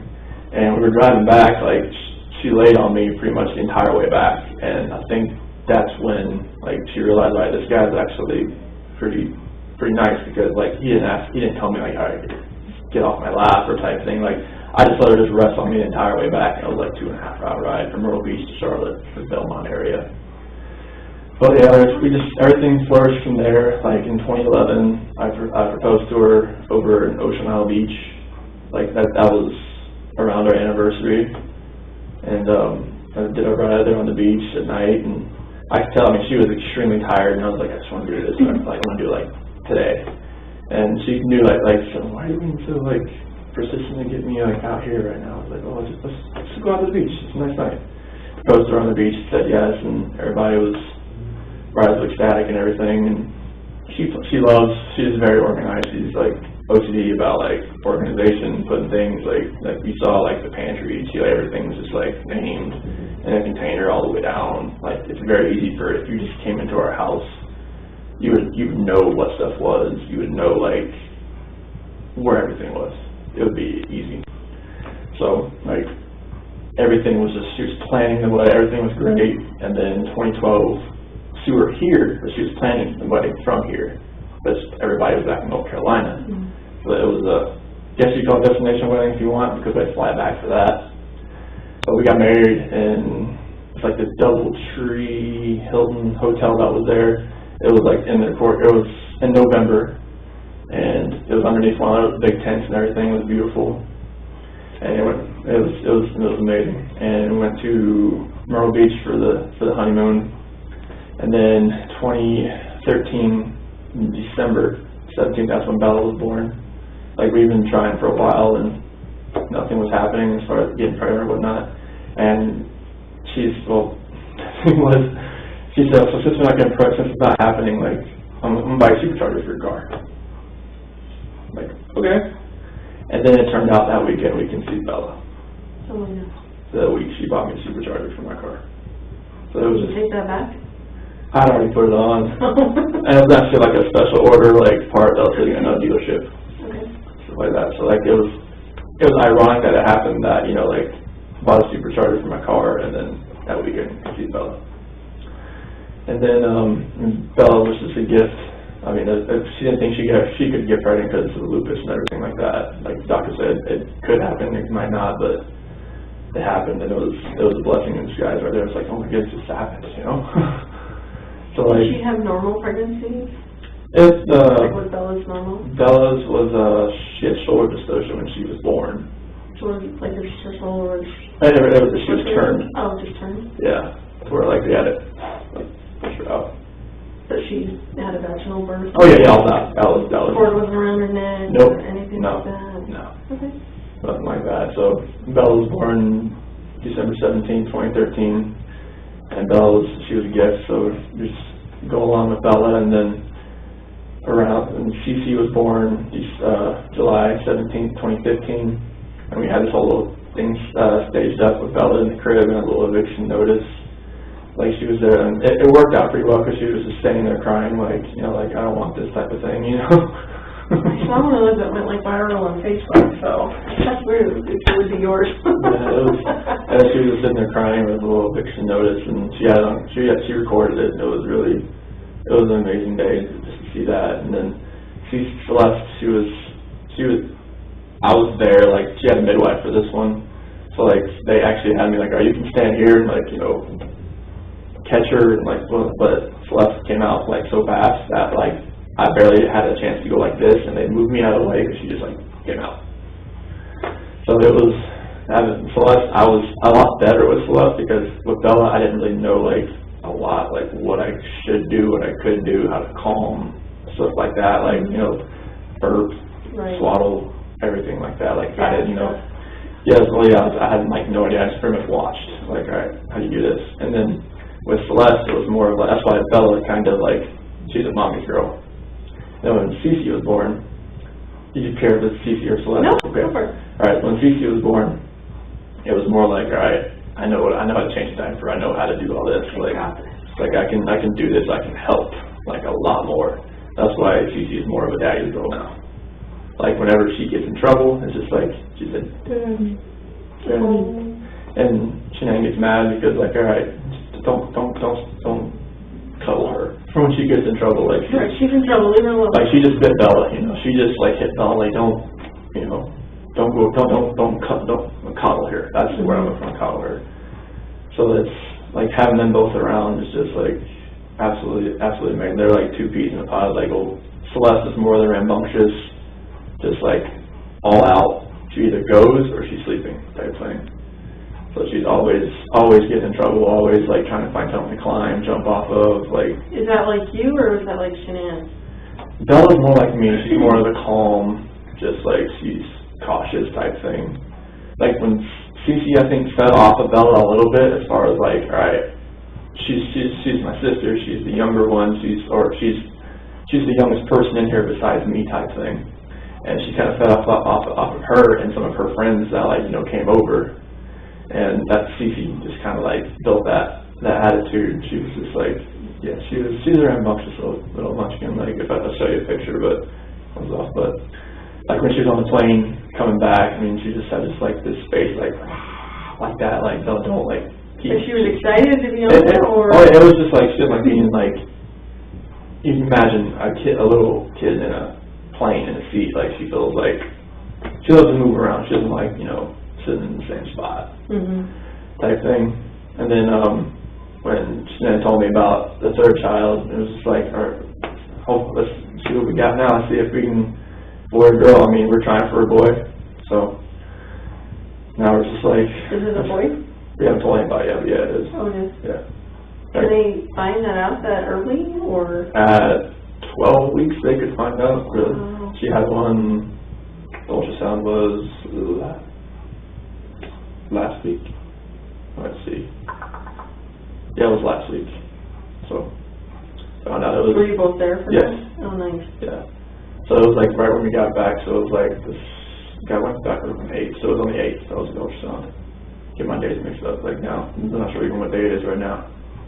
But yeah, we had ultrasound. 15th today. I was thinking about Monday, Tuesday, Wednesday, Sunday, all that kind of stuff. But like, yeah, we haven't told anybody yet. So. So both the girls were born out here, right? Yes. Okay. Yeah, Bella was born at Good Samaritan. Cece was born at Vista. Did Cheyenne go through any like postpartum or anything like that with either of them? No. No? Didn't see anything like that. Good. Did she breastfeed? Yes. Both of them? Yes. Okay. Very cool. Bella a little longer than Celeste. So Bella was how old when she got pregnant with Celeste? So they're about 19 months apart. Okay. So like 10 months old? Yeah. Oh my goodness. Yeah, I know. Yeah, you were like, oh my gosh. No, we didn't know if it would happen again. That's true. So were you guys even using protection, or are you just like, it's not going to happen, so it is what it is? Yeah, it is. We'll take what God gives us, kind of thing. Very nice. Okay, so keep going from after Celeste was born. So after Celeste was born, I mean, we kind of thought, we kind of see how two kids went. They're just like rambunctious, they're sister love, and now they're 4 and 3. Bella will be 5 in December. So it was like, if it happens, it happens. As far as like having she used fertility drugs on both Bella and Celeste. Oh, she did. Yeah. Okay. The third child now, she was on no medication, nothing like that. She's just on Thrive. She's healthy. She feels healthier now. And then with the Thrive, she really thinks that we only tried twice, and it happened. So she really thinks that it was more of being a healthier person. Sometimes just having the stress off, having my kids, so this is just a bonus. Oh yeah, that. Yeah, that could definitely Seems like a lot of women think, we can't get pregnant, and they have a baby, and then they're not worried about it anymore. So then they get pregnant again. It's like, I didn't think it would happen again. So, definitely. Yeah. So tell me about after that. So. It was just after we didn't think it would actually happen. So we really think that being a healthier lifestyle, being healthier, really helped this. Only really trying twice, and boom, and it happened. So it's just been. And when did she find out she was pregnant? I would say it was in probably the 1st or 2nd week of June. Okay. It's not very long ago. Yeah. She's about 14, 15 weeks right now. Okay. So why don't you bring me up to, why don't you start with if you guys went to North Carolina, so maybe just start from the trip to North Carolina. I guess you met her there maybe for part of it, is that right? Yeah, she was there. So we got back we went to a Thrive trip in San Diego, and it was the end of June. Okay. And then I think it was June 26th, that's when we came back here. Her dad was watching the kids. And then that same, later on that day, they flew to North Carolina. Okay. So why don't you kind of start there and just take me up until yesterday? Okay. And So- as detailed as you can. Okay. So like while they were in North Carolina, it was like they're there to see my family and obviously her family, and just kind of like, because they haven't seen the kids in a while, as far as our kids. And so they were just there. She had a couple things she wanted to do there, as far as like meeting up with her promoters and customers. That she had a bunch over there in North Carolina, so she was hoping that she could meet everybody else over there and have like her dad and mom and my mom and dad like have fun. Sorry, with the kids. Mm-hmm. And Three babysitters, heck yeah. I know. But yeah, it was mainly like just a little family vacation for them right now, for them on that trip, for everybody, just to see the girls. And Celeste's birthday was during that, on July 17th. So they had a birthday party there with like jumpy houses and stuff like that. And they FaceTimed me during it so I could see it. They didn't have a birthday party out here for her because it was, when they got back it was in August, so. Right. So, but yeah, I got to FaceTime and watch it all, and it was pretty much just hanging out with family the entire time. Okay. Yeah. And I was here just going to work and working out and going running and just keeping the house up and doing that, and just, I waited till my flight was July 31st, and I flew out there for a week, and I flew out there for a week so I could fly back with them. So we went, so July 31st, I got there, stayed at her mom and dad's house. The next day we drove to the beach, stayed there for about 4 or 5 days. It was in North Myrtle Beach. And first time the kids were seeing the beach. So they were ecstatic, obviously seeing waves, being in the sand. They love sand. Unfortunately, they love sand. Because it's just like you get them back, you just got to shower them off. Because CC was so like into the beach that her bathing suit was just full of seashells. It was like, okay, let's get all this off of you and rinse you off, please. Right. But yeah, it was an awesome trip. Like just seeing them react to the ocean, and then we went to like Broadway at the beach. It was in Myrtle Beach, like an outdoor little mall, and they got to go in these like little, like where they strap you in a harness and you get just to jump higher. And Bella and Celeste, they loved that. They just loved jumping that high. It was amazing. Nice. Yeah. And then I went to see my grandma, my dad's mom. She was in a nursing home, so like some days she remembers people, some days she doesn't. And luckily that day she did remember me, so that was really a good day to go in there, and went in there with Shanann and the kids, and obviously like they had already been in there a few times while they were there. Sure. Yeah, and they were. She lights up when she sees those kids. I call her Mama. That's what she always calls, but Mama, she lit up when she sees the kids, and she remembered me, and that was great. Yeah, and my dad came and picked me up, and I went over there and stayed with my parents for a day, and just kind of like hung out with them. Saw my sister, her husband, their kids, had a cookout and everything, and it was awesome. And then the next day, I think it was the 7th, August 7th, we went to her parents' house, had everything packed up, ready to go, and flew back here. And then got back later on that night, the 7th. And then on the 8th I went back to work. And then on the 10th, that's when Shanann flew out to Arizona with Nicole. And I had the kids from Friday, Saturday, and Sunday. And we went to a pool party on Saturday with Jeremy Lindstrom's, his son turned 4. And they had a little pool party and everything over there, or a little mini pool, and it was water balloon fights. They had an epic time. It was great.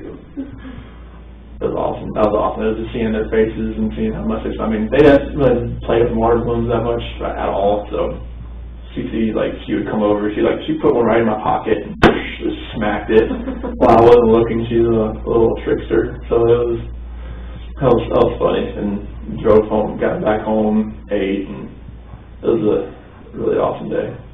Okay. What happened after that? So that was on Sunday. That was on that Sunday.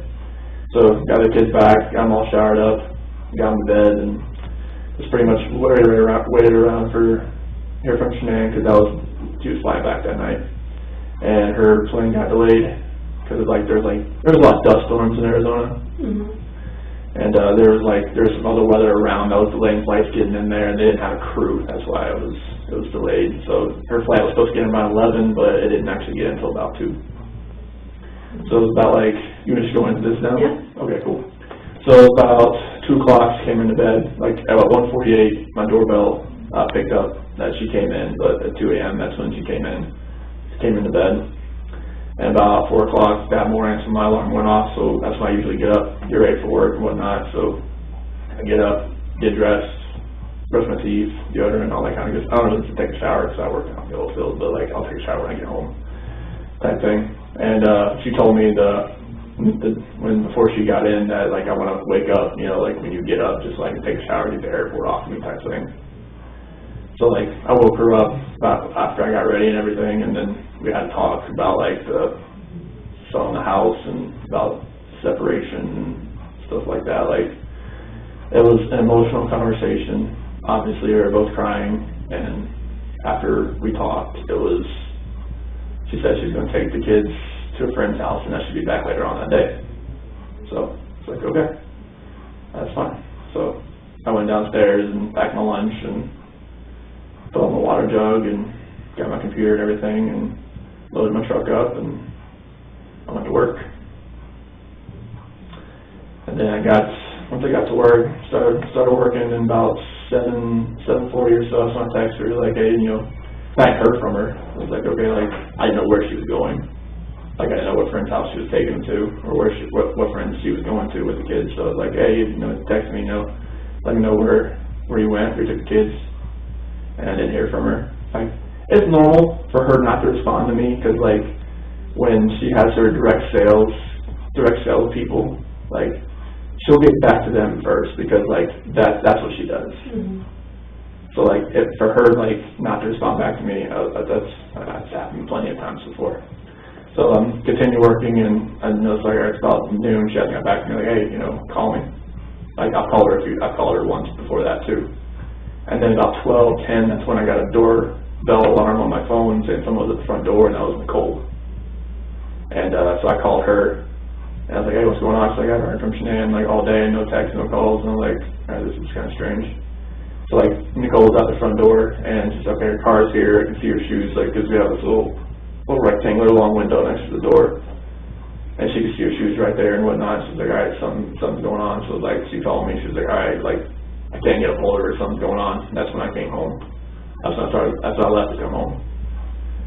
So Nicole called me, was like, all right, there's going to be a police officer here when you get here. I'm like, okay. Like they couldn't get in because the latch on the top door that's what we kind of put over just to make sure, like, you know, like if the kids try to go out the front door, they can because that's there. But the keypad on the outside on the garage door doesn't work. So like they had to wait until I got there. I got the garage door opener, I hit it. We went inside the house, and I mean, car's there, car seats are there, purse is still there, the phone's on the couch, like her wedding ring's sitting on the nightstand. And it's like there's like no sign of Bella, Celeste, or anywhere. And it's like the police officer, I forget what the police officer's name was, but he was there, and he was just, once we found the phone, powered it up, and all the text messages like came through as far as everybody was reaching out to her and everything, like, hey, what's going on? Like, are you okay? Everything good? And there's nothing there. Like, it was a ghost town, and everything that was there just didn't make sense as far as like why, like what happened. So we started like reaching out to a bunch of people, like any of your friends that, like, anybody that had reached out already that, you know, like had a car seat or like had a kid in general. And nobody had heard from her. Nobody had a clue. Like her mom hadn't reached out to her. My parents. I mean, nothing was there. And the officer, Baumhofer, detective. I'm not sure if you know the people that are involved.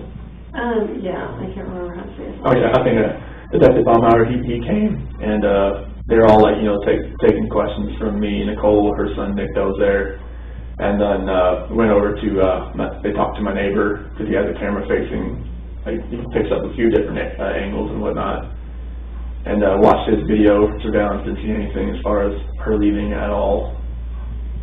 So they're just like, all right, like where, like how this happened? Like there's no like video of her like leaving the front at all. So we didn't know, we were just at a loss for words, like, all right, where is she? Like, she would mislead everything here. Like, even the kid's medicine was still there. And I was just like, all right, she needs that. So the only thing that was gone was really the kids' blankets. Like, everything they slept with, like, you know, Celeste has, like, this big New York Yankees blanket, and a little dinosaur, and, like, a little dog that makes noises, and a turtle, and something. It's a whole package.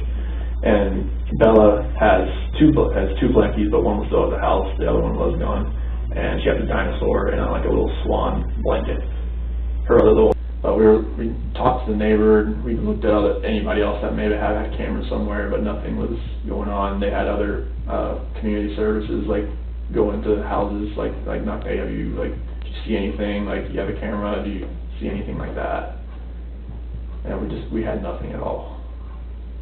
And it was just like, all right, so at this point I'm hoping, all right, she's at a friend's house, she's safe, and she's just like decompressing, or like she's safe.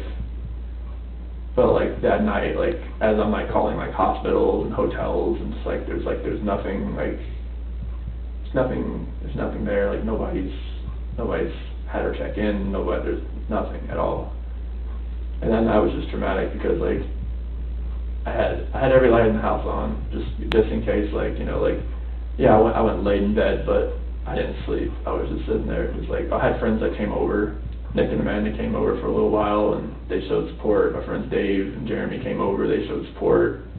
Shanann's friend Lauren came over, she showed support. Another friend, Melissa, came by that I didn't know that she showed support. Everybody's just like, I don't know, like, why this happened or how this happened, but, like, I hope that she's okay, type thing. Mm-hmm. And just like, I was just hoping that I would get that knock on the door, or a phone call, or a text. I mean, her phone, they have her phone, like, hopefully maybe it's a number I don't know. Hopefully it's like, you know, like a burner phone, or some kind of like phone she bought, and she could just text me and call me like, hey, I'm okay.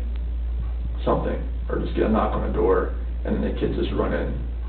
And I was just like it didn't happen. And when I was going through like that night, just trying to process everything, like I miss like the kids like sitting at the dinner table and like having to tell them to eat their dinner, and like I miss them throwing their chicken nuggets at me. Like when I went to their rooms, just kind of like, you know, make their beds, and it's like I wasn't gonna turn the rain machines on, you know, like I wasn't like, you know, gonna read them a book.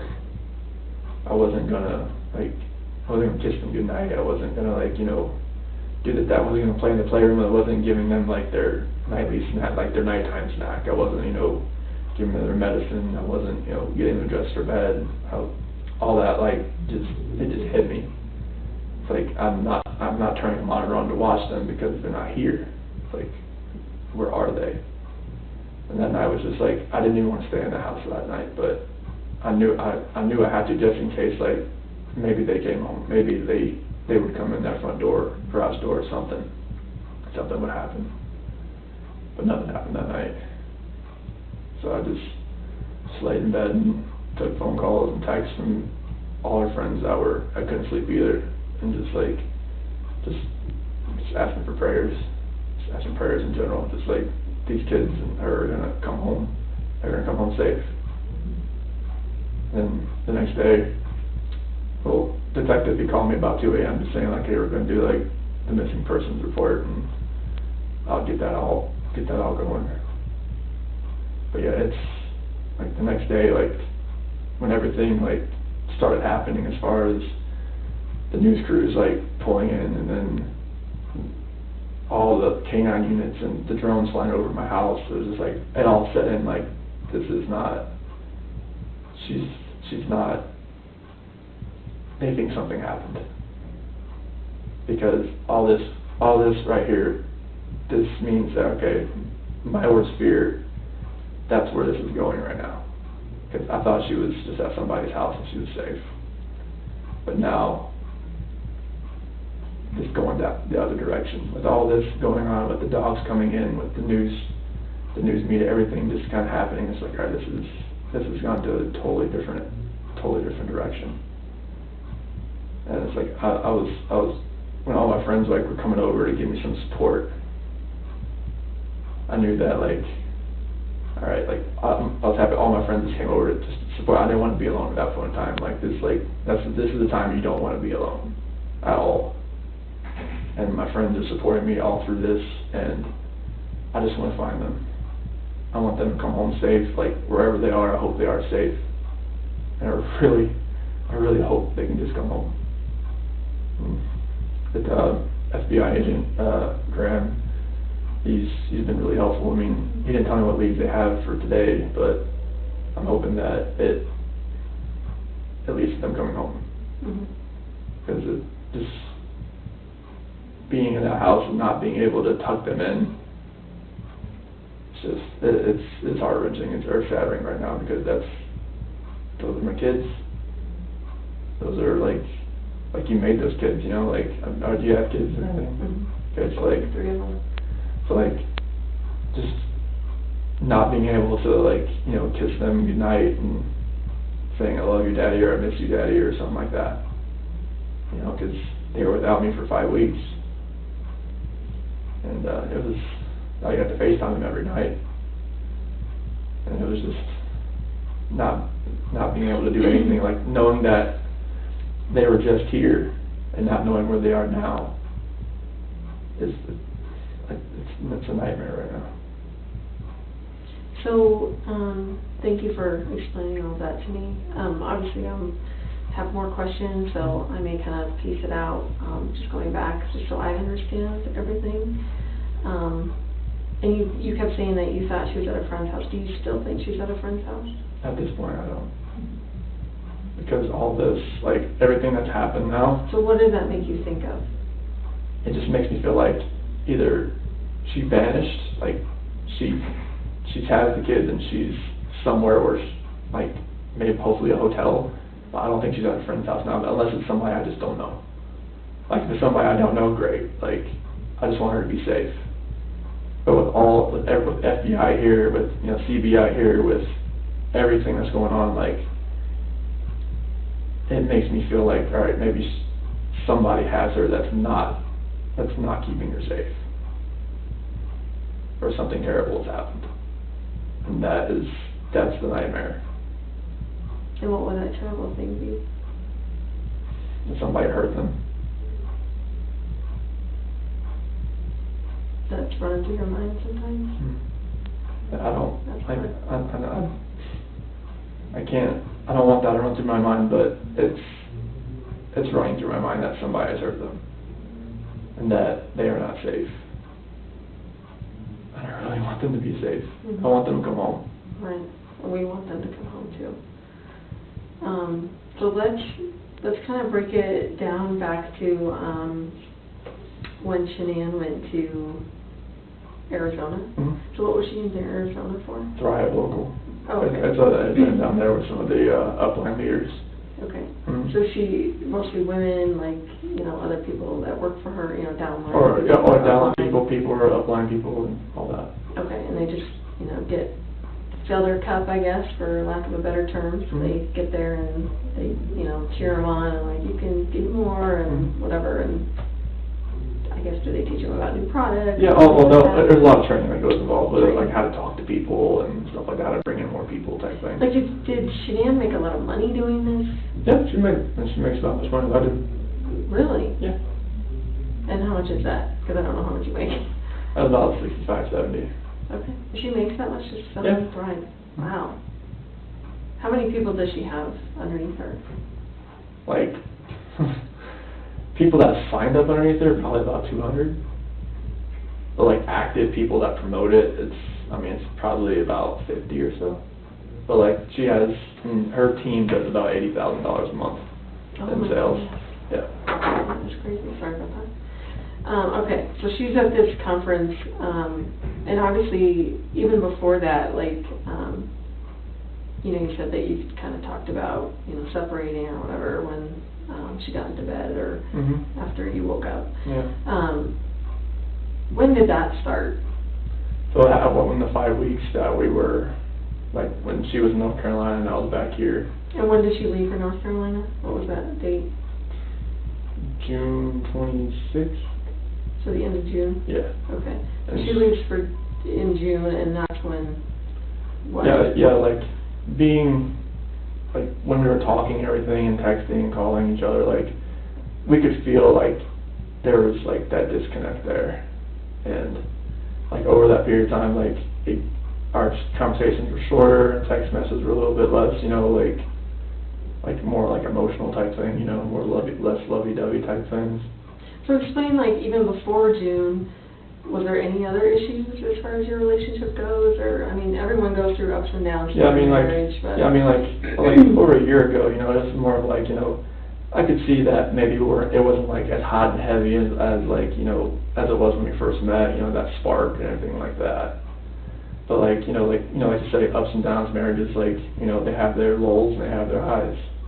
And like, I was hoping that we could just it would just work itself out. Like, that's it's hard with babies and, you know... Yeah, I mean, when the kids are involved, it's a little bit harder. Yeah. A lot harder. And just as far as, like, your time away from your spouse and, you know, just trying to make time for them and, you know, give them emotional attention and that kind of stuff. I know that kind of can get strained. Did you feel that once you started having kids, or, you know, did you feel that even before? Yeah, we didn't, like go on dates really a whole lot after we had kids, because, I mean, we're just, you know, kids monopolize a lot of your time, like, you take up a lot. So it's like, you want to focus, like, right on your kids all the time. And that's what we did, and we didn't really focus on ourselves much. And I think that's where, like, I'm not going to blame the kids for a disconnection or anything, but, like, yeah, we focused, like, on the kids, like, all the time.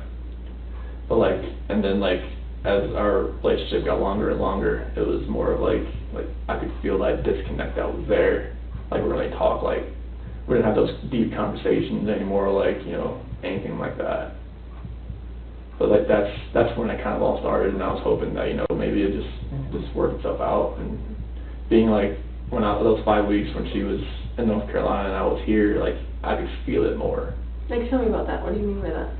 So like, you could feel like the disconnect more, like, in the conversations we were having, and like, they were just short, and like, it felt like, you know, like when we were texting each other, nothing was the same as far as that goes. Like, calling each other, nothing was the same.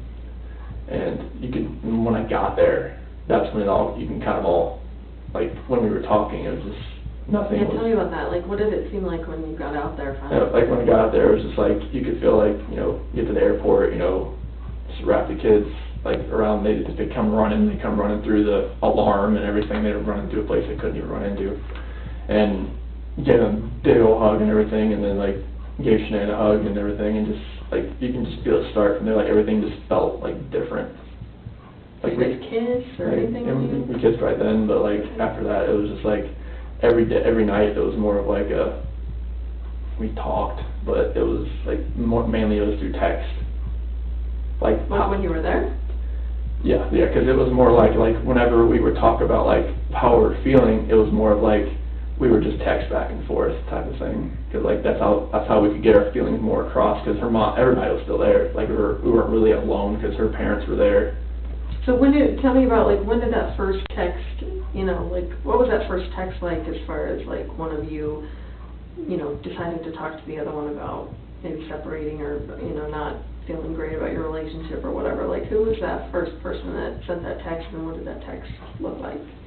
It was probably on her phone, but it was, so when I got there, it was July 31st, went to the beach August 1st, and her dad was there for a few days, and her mom came down. So we were never really, like, alone together. So that's why some of our conversations were through text as far as that goes. So while you're both there together, you're still texting each other about stuff. And what were those texts about? Like, what did they say? It's just kind of like, you know, where is our relationship going type thing. Like, where, like, if we're bringing a third kid into this world, like what's our relationship gonna look like? Like, is it gonna be, are we gonna work this out, or is this gonna lead to a separation? Is this gonna lead to where, like, we stay together and be civil with the kids, or are we gonna be our separate ways and stuff like that? And what was her reaction to all of that? It was, I mean, it was emotional, it was a lot of crying. It was just like, I'm not sure, like, how to word that, but it was more of a, what are we gonna do? Like, how are we gonna make this work? So your wife wanted to make it work. Like, we both wanted to see, like, all right, is this going to make it work? Is this gonna work? Like, are we still at that point in our relationship where we're gonna make this work? So, like, when she went to Arizona, she confided in a bunch of her friends as far as, like, what was going on, as far as, like, where our relationship was. And how do you know that? Once this disappearance happened, like, they knew, like, I didn't know if they knew or not. They reached out to you and told you that they knew? Or? Well, I told them, like, we were, gonna go through, like, with a separation and everything, like, oh, we knew you guys were having some issues there and everything. I'm like, oh, okay, I didn't know. Did they tell you what Jan had said? No. They just said they saw her, like, and her emotional state, it wasn't the same as far as, like, they could tell something was, like, it was different about her. So in North Carolina, is that the first time you guys have ever talked about maybe not being together and maybe, figuring out life separately? Yeah. Okay. And was that more, would you say, you bringing it up to her or her bringing Me bringing it up to her. Okay. Okay. Did she ask you why? Like, why now? Or having a baby, that kind of stuff? So what did you say back to her? Yeah, it was more just like, I didn't feel that connection anymore. Like, Like fell out of love kind of thing? Or well, yeah, how would you describe it? Yeah, it was more of like, I don't feel the same way that I used to. Like, I don't think we have that connection anymore where, like, I can just, like, be myself and just, like, be everything that I need to be for you right now. And that's how I explained it to her. And she said what? She didn't, like, know really what to say. It was just like, I don't know, I didn't see it, but it's like, I want to work on it, and I want to see where this can go. Like, if we can fix it, like either through a book or, like, counseling or... So after your conversation with her, it was your... This is in North Carolina. Right, yeah. Belief that you guys would try and work on it together, just to see if it would kind of work, or just kind of, like, see where this, like, we'll take this week, like, because it was an emotional week just because of everything we were saying, and, like, what we were thinking, like, and all that, especially bringing other kids into the world. It's like, we want that environment to be as, like, healthy as possible. Sure. Did you guys, I'm sorry, it's freezing in here, I'm going Not fun. to pump this up a little bit. Did you guys sleep in the same bed while you were there? In North Carolina, yeah. Yeah, like, there was a couple, I slept in the kids' room one time, and I slept on the couch another time. Is it just because of the tension? Yeah, there's tension in there. That's good. And then when we got here, But when you're there, like, did you guys have sex at all, or? No. No? Okay. Were you guys affectionate after the kiss at the airport? Not really.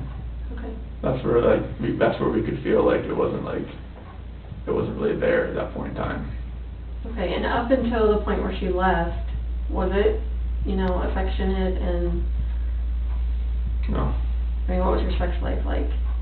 The last time we had sex was in, like, May, like, when the kid was born, or kid was conceived. So, that would have been in May? It would have been, like, because she found out second week of June, so it would have been, like, May. Okay, and was there a celebration or something that, did you guys go out, did you have a date? No, she got me a few shirts that, had, like, so, like, Dad, Code of Fish and F3 type thing. She had a couple shirts made, all of one of them's a back rub type thing. But as far as when you had sex in May, like, what was there something special about that? We had, talked about, like, having, like, going through pros and cons of having another child, but, like, we didn't, like, have, like, a celebration, like, of having sex. So you guys, like, so you were talking about maybe having another kid? Yeah. And then you were actually trying that night to have another kid? Yeah, I think after we waited until she was, like, when she was, like, ovulating type thing. Was she keeping track of that? She always has that on her phone. It's like OCD, right? Like a cycle tracker okay. type thing, and it tells you. Okay. So did you find that sex was more like a job, or did you really enjoy it with your wife as far as? Well, I never felt like it was a task. Okay. Or anything Like like even that. like we're gonna do it now because I need to get pregnant, whatever. Like did No, it sound like, that? no, it wasn't like, I mean, whenever you're trying to have a kid, I mean, I think you have to like plan that part as far as that goes. Sure. Because like you can't just like, you know, have sex every day or twice a day, like to get pregnant. You have to like once and then kind of wait 2 days or something, whatever the formula is. Like she said, you have to wait like 2 days and then try again. Okay. But that's what that was. Okay. So before that time in May, how often would you say that you guys were having sex? Maybe like once or twice a week. Okay. So why do you think it significantly stopped right after she conceived in May?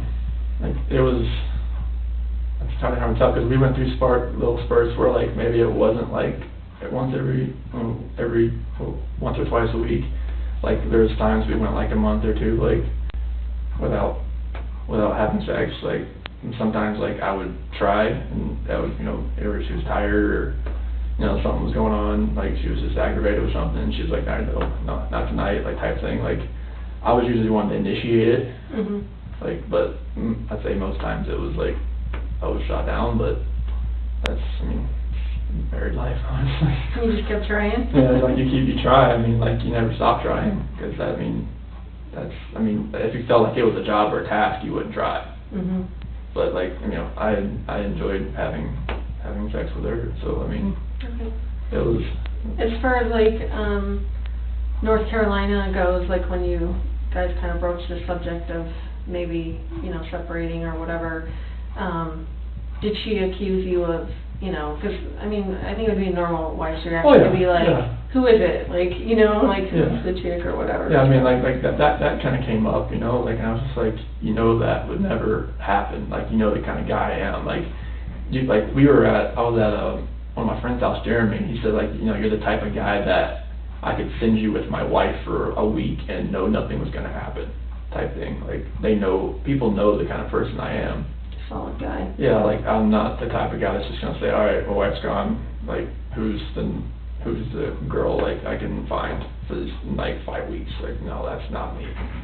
Like, I respect my wife, and she respects me. Like, there's no anything that she could, like, if she's somewhere safe right now, like, I don't think it would be with a guy.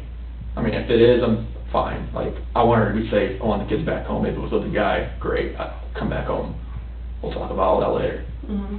But, like, I never had an inkling she would do anything to me, you know. So how did that come up from her? Like, what exactly did she say to you? Because of our, like, how, like, our texts and calls were getting, like, shorter and everything like that. Like, she's like, are you having, I was like, no, I'm not having an affair. Like, that is the last thing that should be on your mind.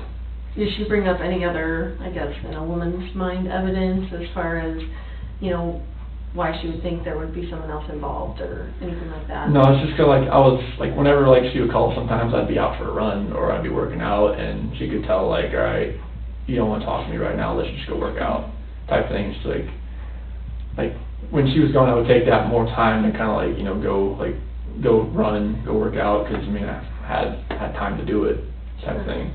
Sure. Like I would always make time to FaceTime with the kids and everything when she would call. Like, you know, I would always make time to do it, like, especially like when the kids are awake and everything like that. Sure.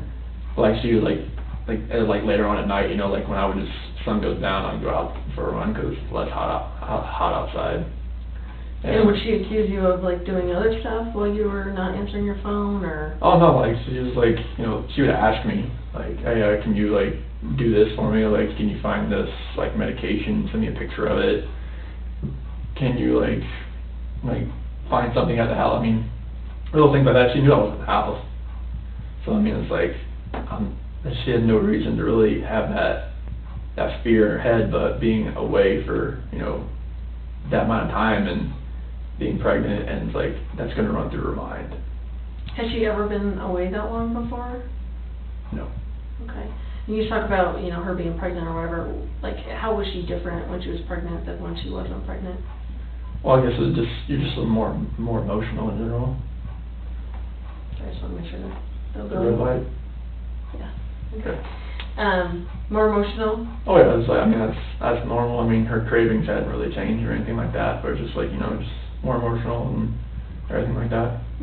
Would she kind of admit that, like, Oh yeah. I'm pregnant, whatever? Well, I mean, I guess she's like, she's just, she's with her mom, and she gets really, her mom's like really, like, she's full Italian, so like, she's always like, always just like gung-ho about everything, and it makes Shanann like really anxious sometimes, and like, like it's a lot of stress being over there with, her family and my family as far as like everybody, like she's over there by herself with the kids. Do you guys all get along? Like, just... I mean, yeah, we all, I mean, pretty civil as far I know as... you said that you went to your parents by yourself. Like, was there a reason why Shanann and the girls didn't go? Yeah, because there was an incident where my mom had something in the house that Cece was kind of allergic to. What was that? It was some ice cream. And what are your kids sick with, I guess? Cece's allergic to tree nuts. Okay. And so not peanuts, but like... My kid's allergic to peanuts, but not tree nuts, so... Yeah, so peanuts is like, I guess, it's growing from the ground. So the tree nuts like pistachios and cashews and stuff like that. Those are the good ones. I know, and kiwi. Oh, Kiwi's like grown, like, I guess the spores have like something that's related to tree nuts, found out the hard way as well. But yeah, like there was an incident where she had something in the house as far as it was ice cream that Cece couldn't have, and one of my sister's kids went and grabbed some. She was eating next to Cece, and it was just a point where like Shanann said, they cannot come over here again. Because Cece's the one that kind of would lunge as she would just grab. Like, I mean, if my sister's kid had, it would happen so fast you wouldn't even be able to. You wouldn't know, because I mean, like, how we figured out tree nuts was an issue is because Cece had a little sliver of a cashew one day, a sliver, and made her react. And her reaction has gotten worse over her last panel was like a month, 2 months ago or something like that. And her reaction was a little bit more when they prick her back and everything. So like that kind of drove Shanann to where like, all right, they can't come over ever again if you're going to have this in this house, and that's why that happened. When was that? Was that during this trip, or was that from before? It was during that 5-week span. Okay. Yeah, and they hadn't seen the kids in like 2 weeks when I got there. And Shanann was like, they can't come over. They can't go over there right now. What did you think about that? I was hurt. I was like, I wanted my parents to see their grandbabies. Like, even if it's just like we didn't even FaceTime.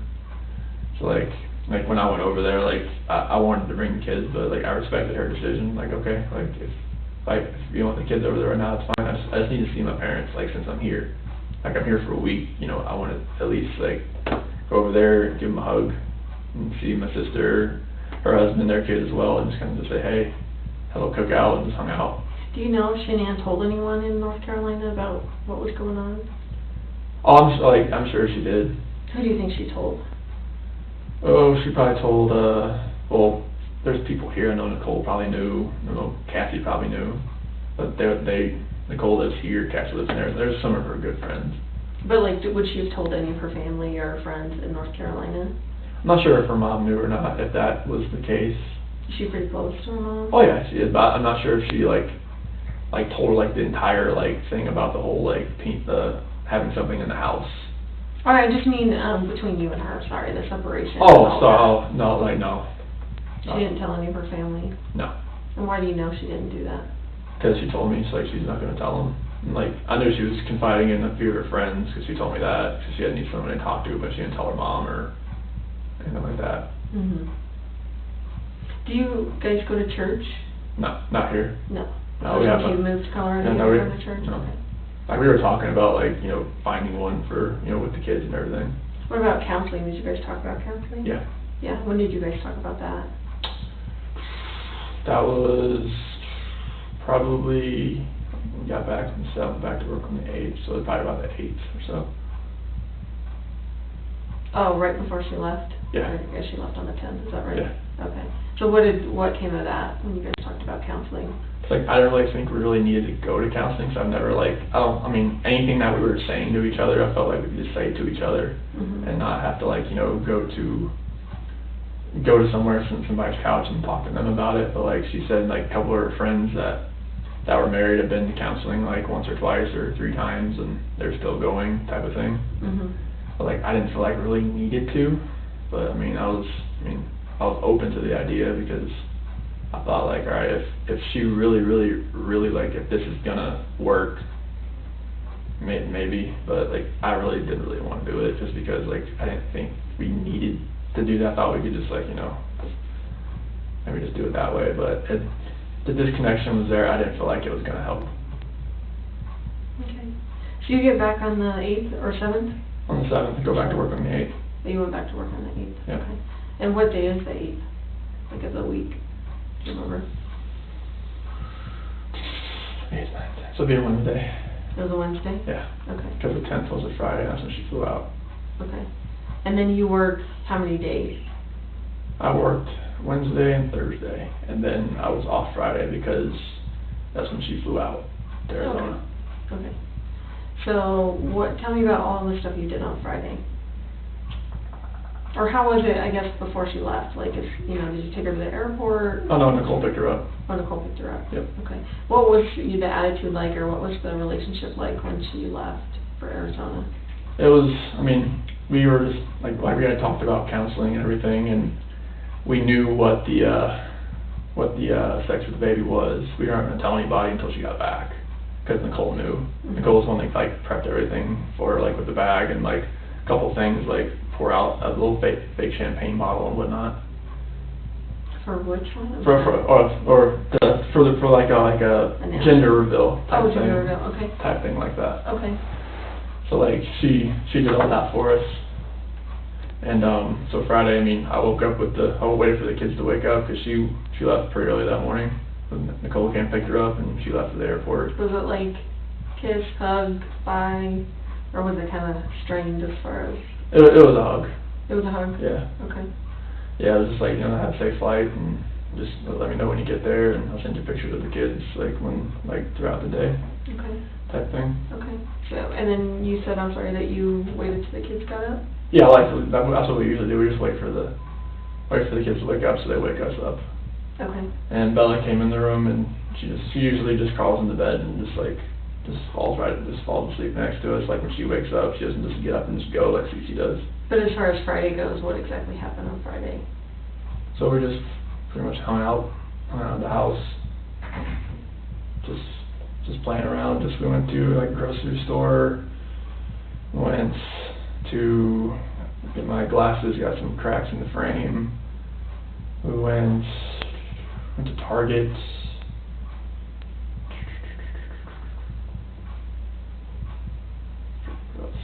We went to King Soopers to pick up the click list over there. I've never done that. That was fun. When did you do that? Is that your first time doing it? Or do you guys do it? Oh no, she does it for me all the time. Oh, she does? Very cool. Yeah, we just we had made a little day of it and everything. And so, and I'm sorry, do your kids go to preschool or daycare? Primrose. Is that a preschool or a daycare? It's a little bit of both depending on your age. Because they have up to 6 months. Okay, so what are your kids considered? In the preschool or in the... Early, Celeste is like early preschool 1. Early preschool 1. And Bella is pre-K 1. So is it like you can drop your kids off before school starts, and then we'll have a daycare and then it's like you go into like they'll have like a room like sometimes they'll only have a few teachers there at 6:30 in the morning type thing. Oh, okay, you're right, and they combine most of the classes and stuff because there's not that many kids there. So where is this Primrose at? Is that in Erie? In Erie. Yeah. Is there only one there in Erie? Yeah, I mean Primrose is like a chain of the school, but there's another one like in Thornton or something like that. But there's only one in Erie. Yeah, there was a teacher work day that day, so that's why they couldn't go. That's what I was wondering. I'm like, so Friday they would normally go? Okay. They would normally go. That's why I took that day off because you didn't have any daycare. Because she was leaving so early and whatnot. But yeah, we just played around that day, and we took a couple different places and. And do the kids go 5 days a week there?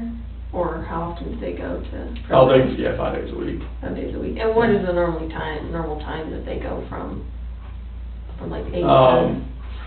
Depending on when they kind of wake up and get ready, usually by 7:30, like 4.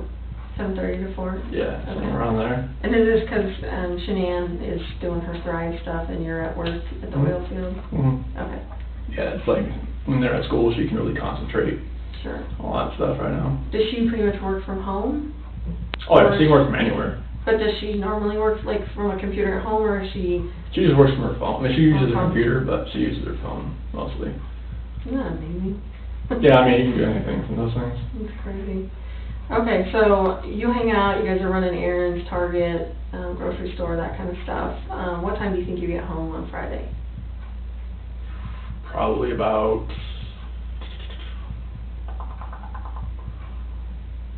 I would say probably about 4:30 or so.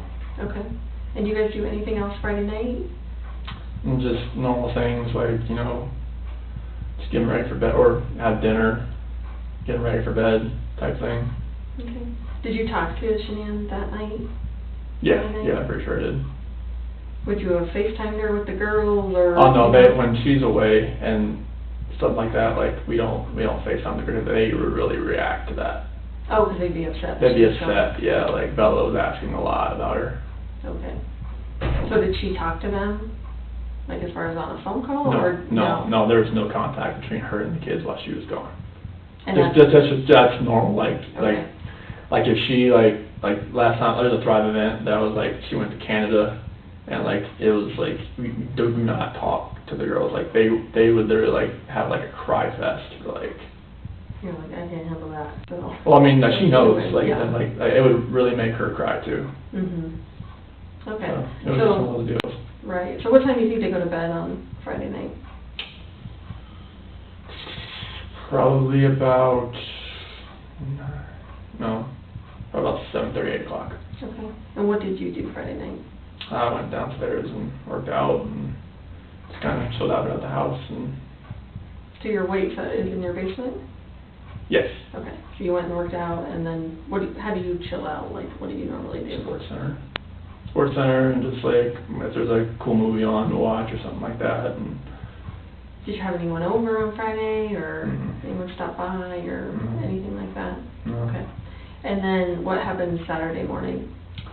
Saturday morning, kind of the same thing. Like Bella came in bed again. Like when she wakes up, she comes into bed and just kind of lays next to me, and then just kind of waiting for CC to wake up, type thing. And then I was gonna go to Costco that day, but Shanann said she'd just do it when she got back. And go back on Monday, get some chicken or vegetables and stuff like that. But I got most everything from that click list, the King Soopers. They was like hung out at the house and played outside, and before it got too hot outside, and just played in the playroom and did some things around the house because it gets so hot out there. Like we couldn't go to the park because they were doing like some drainage thing, and they had everything dug up, and whenever it does rain, it just like pulls up really high, and it was just one of those deals. Because you're in a newer neighborhood, is that right? Our house was built in 2013, Oh, okay. but there was already houses there. I think those houses have been there for a little while. Oh, okay. Mm-hmm. Okay. So you guys come in, or you're hanging around the house, playing around the house. So what happens around dinner time? So Jeremy Lindstrom, one of his daughters, McKenna, watched the girls that night. I went to a Rockies game. Okay. Yeah. Who did you go to the Rockies game with? I was people from work. And who did you go with from work? It was Cody and. You have a lot of names too, just because I don't know who these people are. Oh yeah, it was like Cody Bourgeois and. Yes, because it was a raffle that we had from work. Oh, okay. So it was a work function, but it was Cody Bourgeois and Sam LaRue. Those two guys? Yeah. Okay. So just Yeah. 3 of you guys went? Yeah, and then I came home about 11. Did they win? Yeah, it was a walk-off 3-1 home run in the bottom of the ninth. Nice. So this is Saturday night, right? Saturday night. So what time did you actually leave to go to the Rockies game? It was like 5 o'clock. 5 o'clock. Did the game start at 7 or? 6:10. 6:10. Yeah, Did I you got stop done. and eat dinner, or Yeah, the Lazy Dog. at the Lazy Dog? Yeah. Who did you eat dinner with? About the same people. Oh, okay. Yeah, so got down there, the Rockies game, came back about 11 or so, stopped by at the gas station next to the house, got some money from McKenna, gave it to her. What gas station is that? The one right by our house. Do you know what kind it is, or? Conoco. Conoco? I think it's next to Pinocchio's restaurant. Okay. So we Is got the ATM inside? Yes. Okay. Yeah. Okay. Yeah. So we got that. Talked to Shanae on the way home. From the Rockies game? Yeah. How did you get there and back? With the Lexus. Oh, with Lexus. So did you pick up anyone on the way? Did you give rides to anyone? No. You just met them down there? Yeah. Where were your seats? Do you remember? That was on like the third baseline. Like good seats? They're decent. First level kind of? Like 10 rows up probably, somewhere there. Nice. It was not too bad. How much did you pay for the raffle? Oh, it was just something to enter. Oh. Something to enter in there.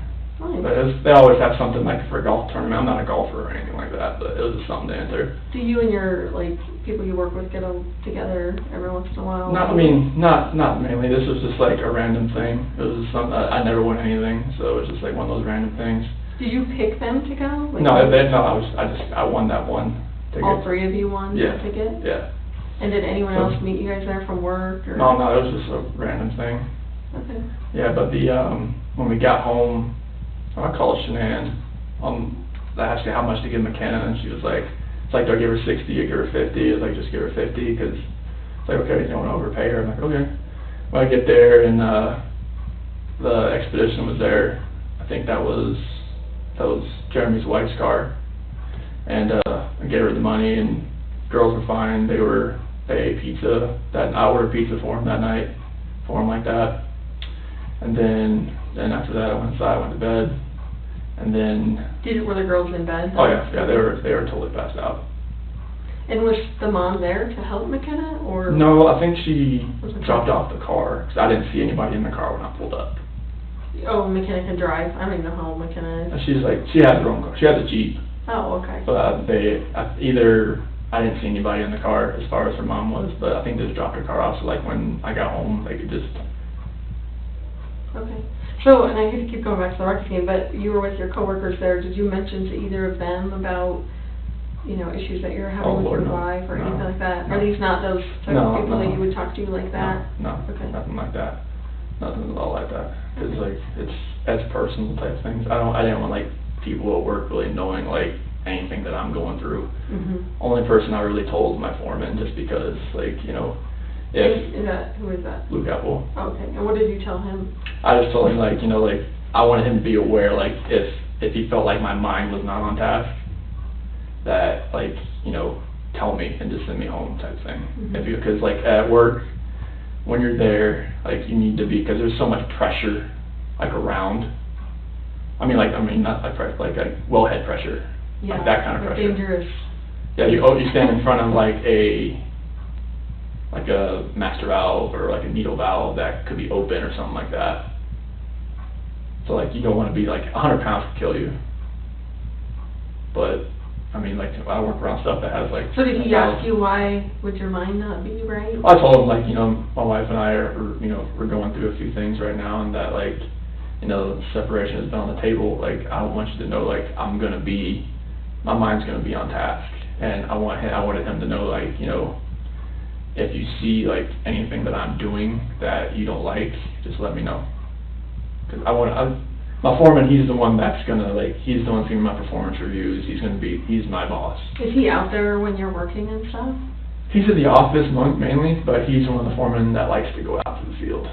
Because he may see you out there. Yeah, oh yeah, he likes to if he has meetings or whatnot, he likes to, or when he's done with meetings, he likes to get out of the office. So what was his reaction to you when you told him that? It's just let me know if anything happens, and I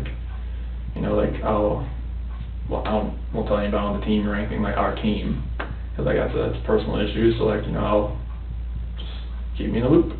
Okay. Type deal. And when you get home from the Rockies game, both girls are in their own bed? Oh yeah. Do they always sleep in their own bed? Oh yeah. Okay. So do they have separate bedrooms? Yes. I have an joint bathroom. Okay. Jack and Jill. Okay.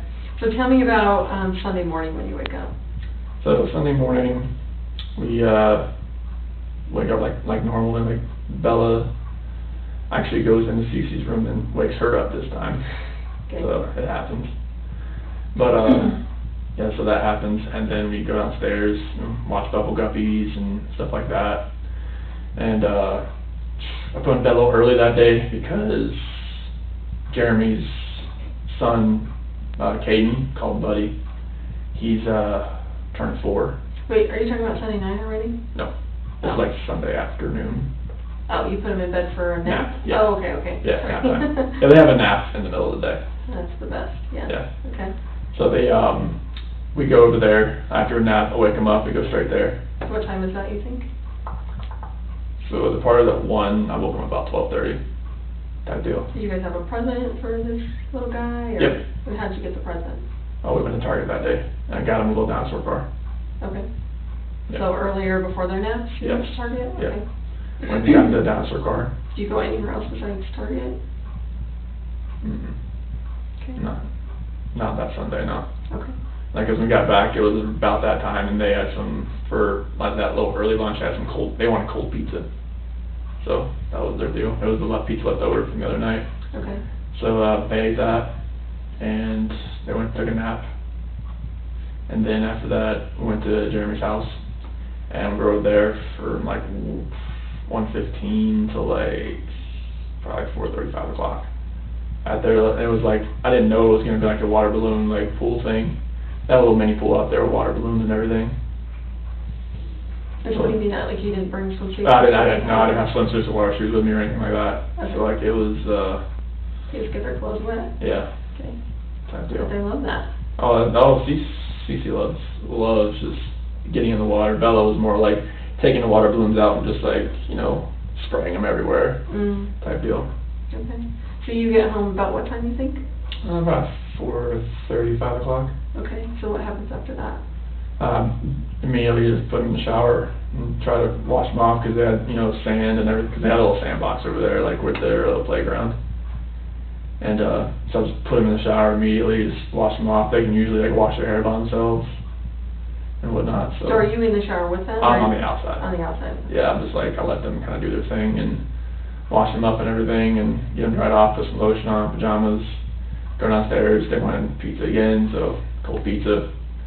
What kind of pajamas did you put on them? Just for nightgowns. What did those look like? It's probably, I think Celeste had like a pink one with like little, like a drawing of like a bird or something like that. Okay.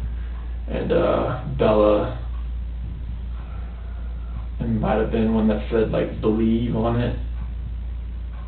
Or it was a multicolored one, mine had a unicorn on it. Okay. They have so many of those nightgowns. I don't know, is it a dress or are they pants for the No, shower? it's like a dress. Like, But it's like, yeah, it just kind of like falls down to their knee. It's hot, so they sleep hot, they sweat like crazy. Okay. Do they take their pajamas off at all during the night?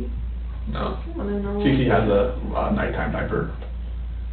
She took a nighttime diaper. But she doesn't, I mean, as far as getting hot and stuff, they don't like strip their clothes off in the middle of the night because they get hot or anything? No. Or do they? No, I've never seen them do that, unless they have pants on. Like if they have like they have their mermaid pajamas that has like a t-shirt and pants, they'll take that off. The shirt part? The pants. Oh, the pants. Yeah, because they get so hot. Right. So Oh, I've never heard that yet. That noise. Rinse that button behind you. Is that what was beeping? No, it was like, maybe it Oh. was like that getting hit or something like that. No, I wasn't touching it. No, like in another room, Oh. they always have that. Yeah. They all have that. Okay, so you get them in their pajamas, Feed them dinner feed 'em and dinner. FaceTime Shanann's parents. so not Shanann, just her parents? Yeah, her parents. Okay, perfect. Yeah, so they FaceTime them for a little while, and after that they sit on their couch. They have a Minnie Mouse one. Cece has a Minnie Mouse couch, and Bella has a Sophia, the first couch, and they chill there and give them a little snack. And Celeste has some vanilla wafers, Bella has some chips, and then they each wanted the switch after they were done. So, sorry. Bella had vanilla wafers after that, and Cece had some like Cheez-Its or something like that. Okay. And then after that, let's brush their teeth and got them ready for bed, and they both used to potty and like they normally do, and put them in bed. Okay. Do they normally go to bed right away, or? Well, they do lay in bed. Like they don't get out like once the rain machines are on and lights are out. Like Bella came out twice that time just because she knew like Shanann was coming home. Like I told her like, all right, she'll be home Monday, type thing, because like Shanann's not gonna just go in there and wake her up at like in the middle of the night type thing.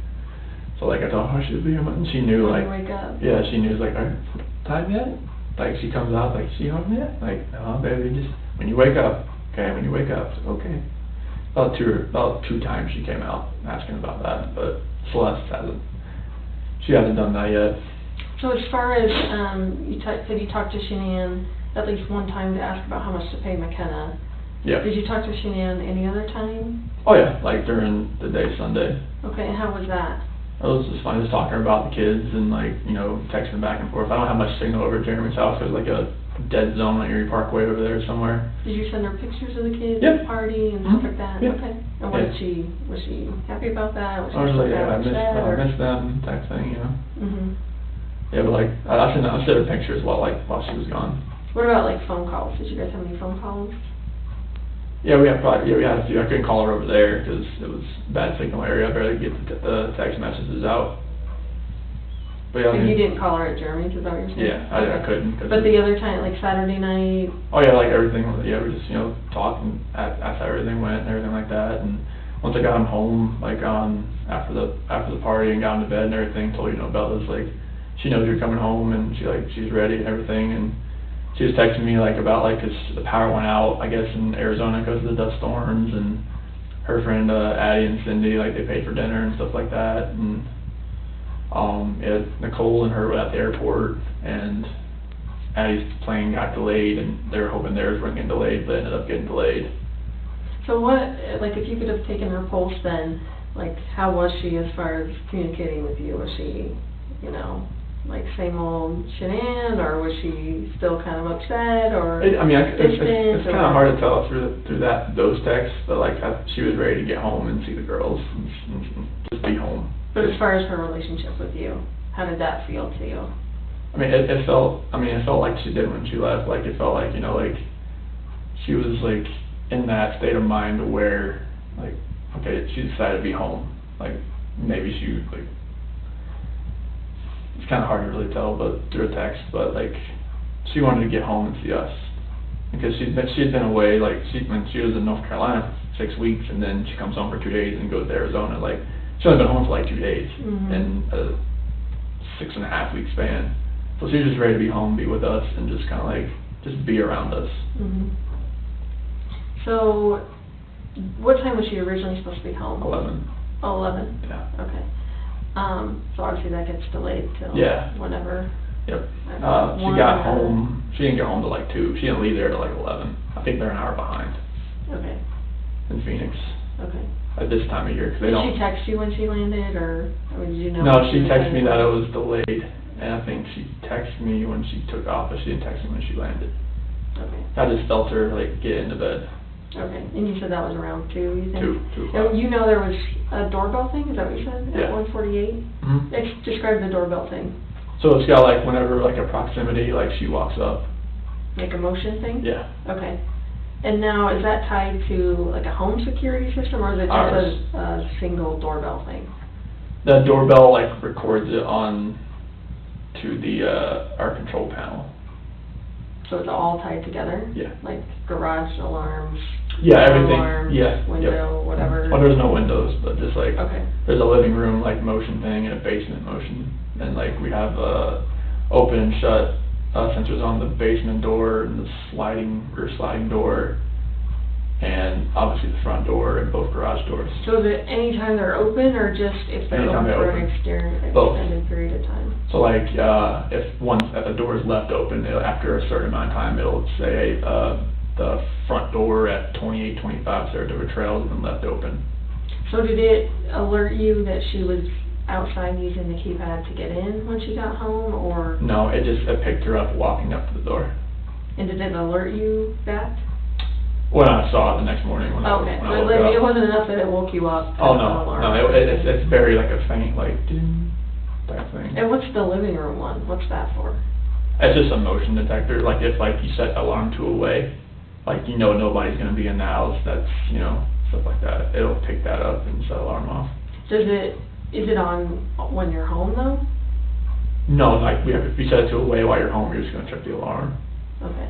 So you don't have any of those, like, active, I guess, when you're at Well, it's always active, but it's not set to, you can set it to away and stay or disarmed, but it's still gonna pick it up. Oh, okay. Like, if you look on my phone, like, go to the Vivint app, it'll show you, like, living room motion system detected. So, and I guess, so, just for my own knowledge, did you actually look at that, obviously, when she went missing, and the girls? Did you look at your living room alarms and that, I mean, to see if there was stuff going on in the It living doesn't, room? like, once, because we had so many, like doorbell trips, because it was messing up so much as far as, like, little things setting it off, I can only go to the history so far. So you don't pay for the cloud storage for that? No. Okay. Is that an option? They had never given it to me. Okay. But, like, So how far did it go back? I'm not sure how many, like, different, like, events that it can store. Like, it'll have notifications, you can scroll it, but it eventually just ends. Not sure how long they'll actually keep it. So when this all happened, did you look on there and it, like... The only thing that I saw that was really strange was that, when I left, it said, the garage door stayed open. And no, so if that was on there at 5, whatever, in the morning, right?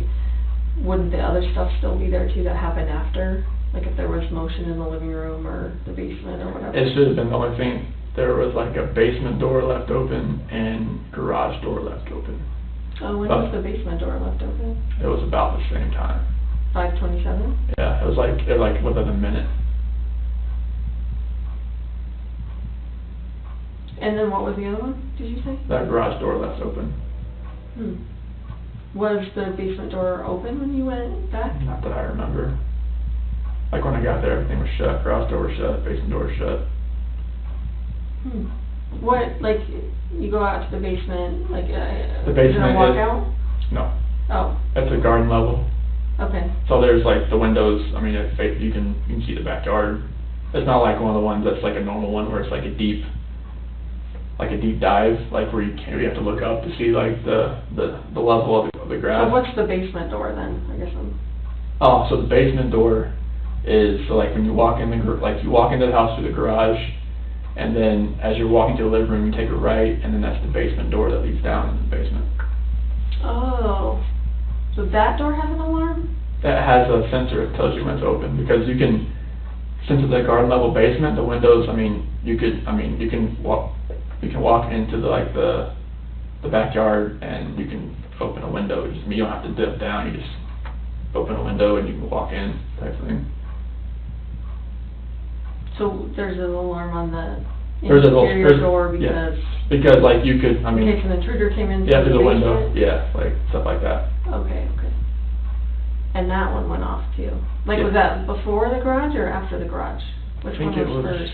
one was at 526, one was at 527. I think the 527 one was the garage and the 526 was basement left open.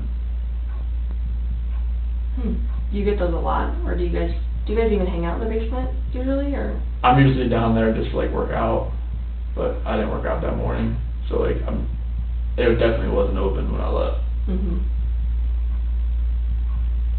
Okay. Sorry. That's okay. Very off track. You're fine. So, the Ring doorbell goes to your phone. Like, how do you log into that system? It's just an app. It's just an app. What is the app called? Vivint.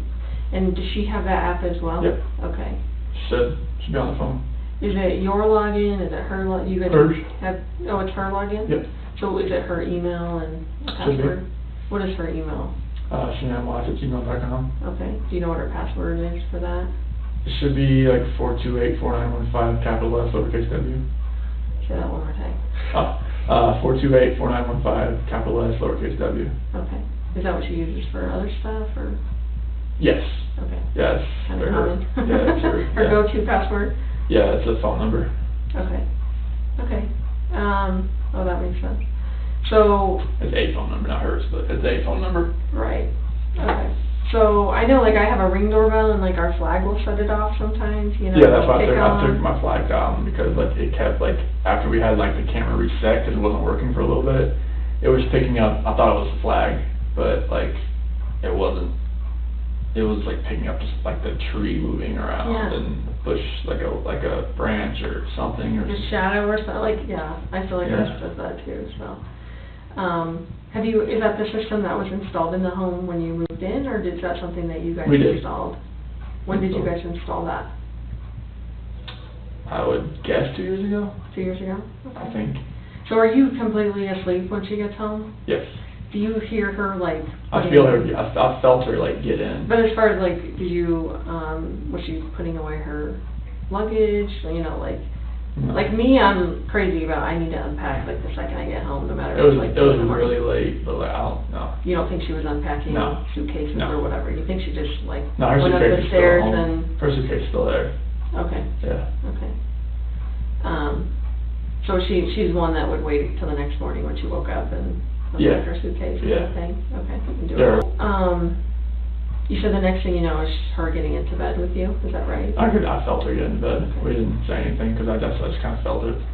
Okay. Do you know if she was on her phone or like how any of that works? I don't think she was on her phone, like, 'cause, I mean, it was really late. So what is her like routine for when she comes to bed, like before she gets into bed? I know it's kind of weird because she was coming from the airport, but like on a normal night, like does she brush her teeth, take our makeup off, Yeah, like it's- give me that routine. Yeah, so normally it's like, alright, she'll brush her teeth, she'll get some makeup remover, like a rag, and she'll do all that. She'll take her balance, which is like something to help like stomach, you know, help everything. It's like no, I don't say like a laxative, but it's something like that. Mhm. But yeah, she'll go through, she'll do that, and then that's pretty much it. And then she'll lay in bed and she'll text people, call people, like if she needs to, as far as like anybody, a promoter, customer, anybody needs her. Does she charge her phone next to the bed? Does she? Usually. Okay. What about, I heard she had an Apple Watch, is that right? Yeah. Does she charge her Apple Watch every night? The charger's sitting right there next to it. But does she do it every night, or does she Yeah. wait till it's Mhm. almost dead? She usually does it every night. Every night? So Yeah. she doesn't sleep with her Apple Watch on? No. Does she sleep with anything else on? Usually a t-shirt and underwear, that's about it. T-shirt and underwear? Yeah. Okay. What about that night? Do you remember, or that morning, I should say? I think it was a t-shirt. I think it was a t-shirt and underwear. I think that's because it gets so hot in the house. We had issues where the AC for the top level has been like cutting out, so it just felt hotter upstairs usually. Okay. So like, I mean, I just sleep in boxers, and like I know that, you know, we're both like furnaces, so like when we're in bed, so. Okay. So a t-shirt, underwear, like do you know that, or are you just I'm just guessing? guessing. Okay. Did you see her, like, outside of the covers? I just saw her like, you know, like here up, 'cause that's when like I felt her crawl in the bed. Was there hugging or kissing or anything else that went on when she got into bed? No, I just feel her get into bed. Where's your, like, how do you sleep? I sleep like facing the wall. And what side of the bed do you sleep on? So I'm on, like, if this is the bed, I'm on the right side, she's on the left side, so I'm usually like this. I'm usually on my back or side. I'm not a stomach sleeper or anything. Okay. So your back is to her, basically. That's when I kind of feel her, because that bed it's a Tempur-Pedic bed, but like it sucks, and I could feel her get into bed. Okay. And then, as far as like jewelry, does she take off jewelry? I don't even know if she wears jewelry. I mean, the only thing she wears is her wedding ring. Does she wear that to bed? The only time she ever takes it off is to color her hair. To color her hair. So she keeps it. Now, had she stopped wearing it at all because of, you know, you guys going through your hard time or anything like she wore it to Arizona and all of that? Okay. Okay. So, because I think, was her ring left in the house? Yes, on the nightstand. Was that unusual? Very. Like you found that to be odd? Yeah, if she colored her hair, it'd be in the bathroom, and then she put it right back on. Did you see any evidence that she colored her hair, like to... No, because she just colored her hair the week before. Okay. Because I think her mom and her, they're going to do it because her mom's a hairdresser. Okay. So she does it with her mom, or...? Well, she was going to do it because her mom's a hairdresser there, but I think she just colored it on her own. Okay. Because she was as far as, asking... like, evidence of maybe her changing her hair to a different color, like to, you know, disguise herself, like, did you get any... Nothing. I mean, like most of the time she likes to keep her hair black. So. Okay. So she gets into bed, you feel her get into bed, and then is there a conversation at all? When she gets into bed, no. Like I'll wait till I get up. Okay, and then you get up at 4, Get do ready. your stuff, Yep. and then what happens after that? That's when she had told me the night before, like, hey, you know, when I get home, I wanna get up so I can get this airport off, like take a shower, you know. Tell me what that means. Well, to get the airport off of me, you know, like type of thing. Like she didn't want to just, you know, get in that late and hop in the shower and stuff like that. She just wanted to go to sleep. So like she wanted to get up, like when I got up, so she could take a shower. She wanted to get up in 2 hours? Well, no, she thought that like she'd be home at 11, but that wasn't the case. Oh, so did she tell you that when she was supposed to be home at 11? Yeah. But did you think still, like, maybe she still wants to get up and... No, I felt, if I assume, like, I know I'm just, you know, it's not You'd gonna, be in trouble? that would be in trouble. So Like, why did you wake me up? I was supposed to take a shower. I've done that many times, and I learned that you have to just do what she says. Okay. When it comes to that, because it's just, I don't want to make her mad, so. Okay. So, she ends up, you wake her up. How do you wake her up? I just like, you know, like, I noticed, like, not to, like, you know, go like that, you know, just kind of like rub her shoulder, just kind of like really lightly, because she'll give me the alligator eye, like one eye open, one eye shut type thing, and like look at me like, what the hell are you doing type thing. But like, you just kind of like rub her head just a little bit, just kind of wake her up, like slowly, not where it's like jolting her or anything like that, and that's how I woke her up. So are you outside the bed when you're doing that? I slid back into bed. So you're in bed doing that? Yeah, Okay. on top of the covers. Like, on top? Yeah. Okay. So I'm in my work clothes and everything like that. Okay, and what did she say? She's like, I asked her like, hey, you wanna wake up, take a shower? And she's like, yeah, I'll do it, stuff like that. And then I told her like, can we talk a little bit? And she was like, yeah, let's talk. Like, was she groggy at all, or was she? No, I mean, she was pretty.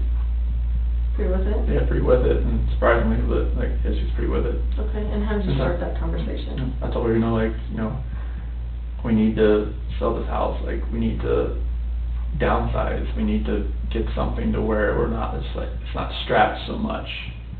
Because, I mean, the house, we're paying, like, can I go down how much we're paying a month for the house? Yeah. It's like $2,700 a month. And that's a lot. And, with the kids' school, like, it was a lot. So it was just like, all right, if we can, like, sell the house. Like, she had already contacted the realtor, like, the week before through an email. So, like, the realtor already kind of knew about, like, that we were interested in selling the house. And so, like, And how long have you lived in that house? 2013.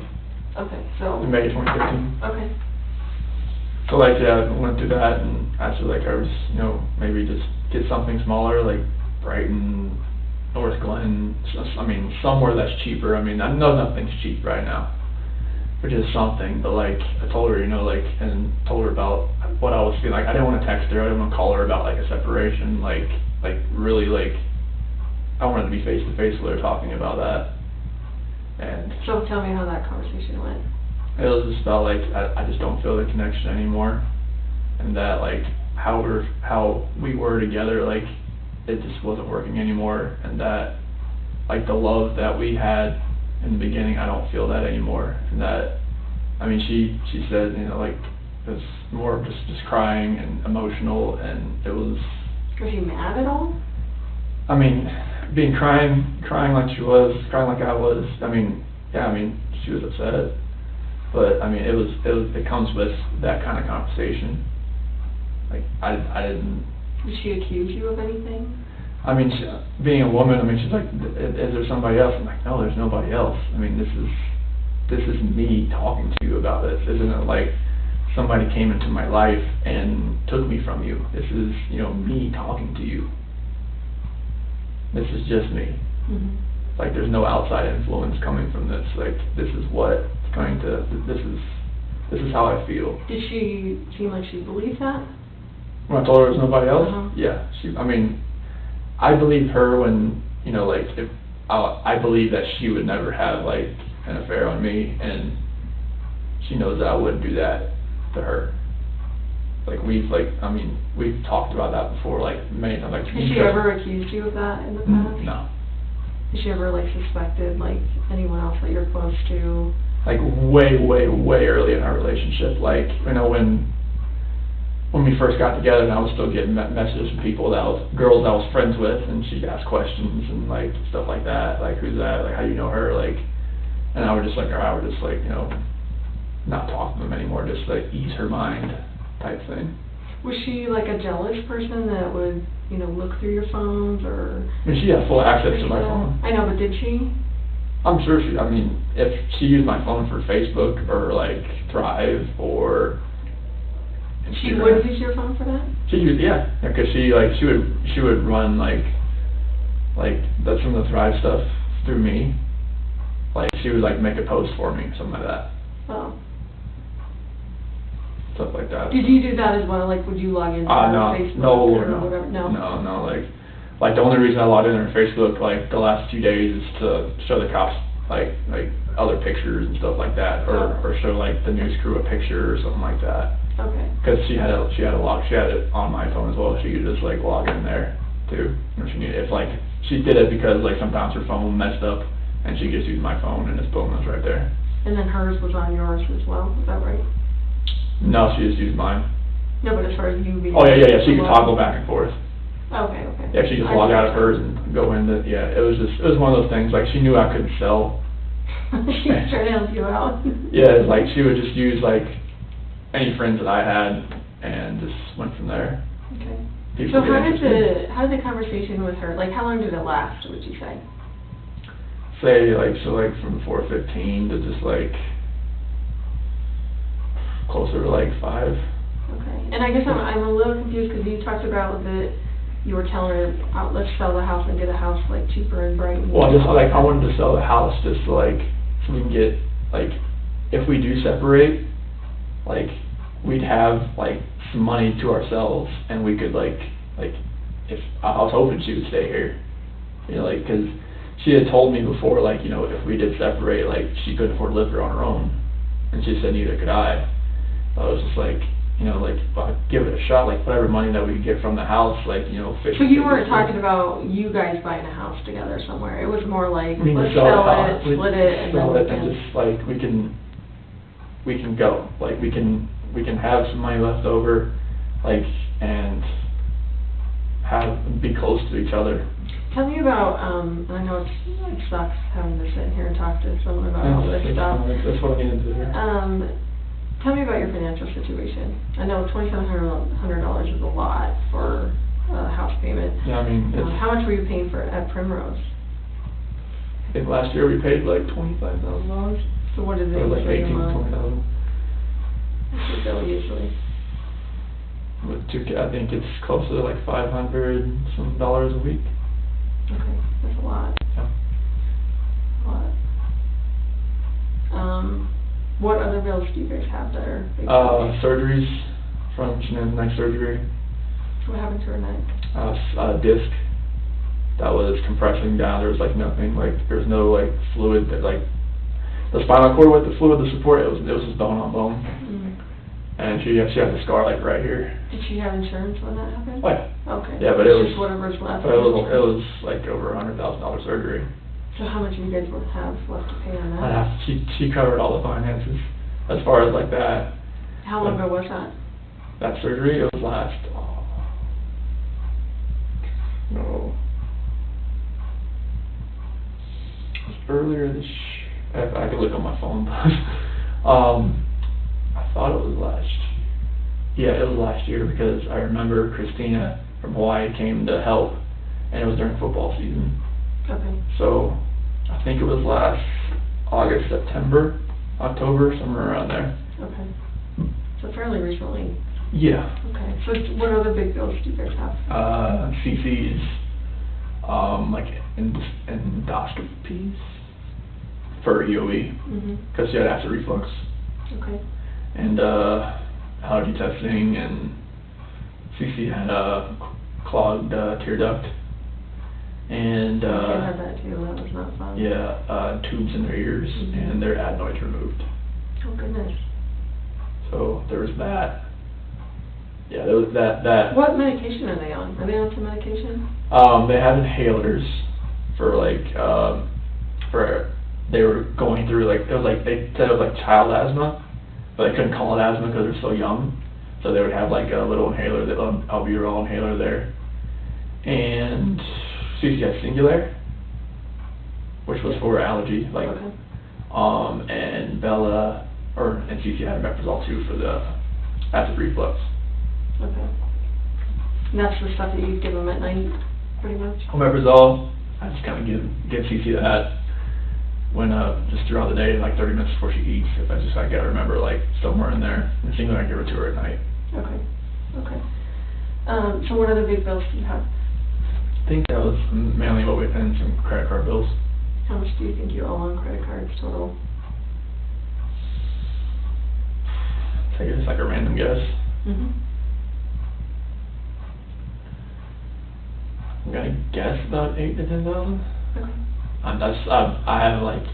You don't do the finances? No, because I mean, yeah, because she knew like from when she met me, like the one stupid thing that I did was that I sold my 4-wheeler for less than I owed on it, and she was like, that's the stupidest thing I ever heard. You're never touching the finances. Mm-hmm. I'm like, okay, I can deal with that. Right. What about like car payments and stuff?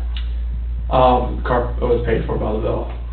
What's that? The car was paid for by Thrive. Lavelle is the company, and Thrive is the product.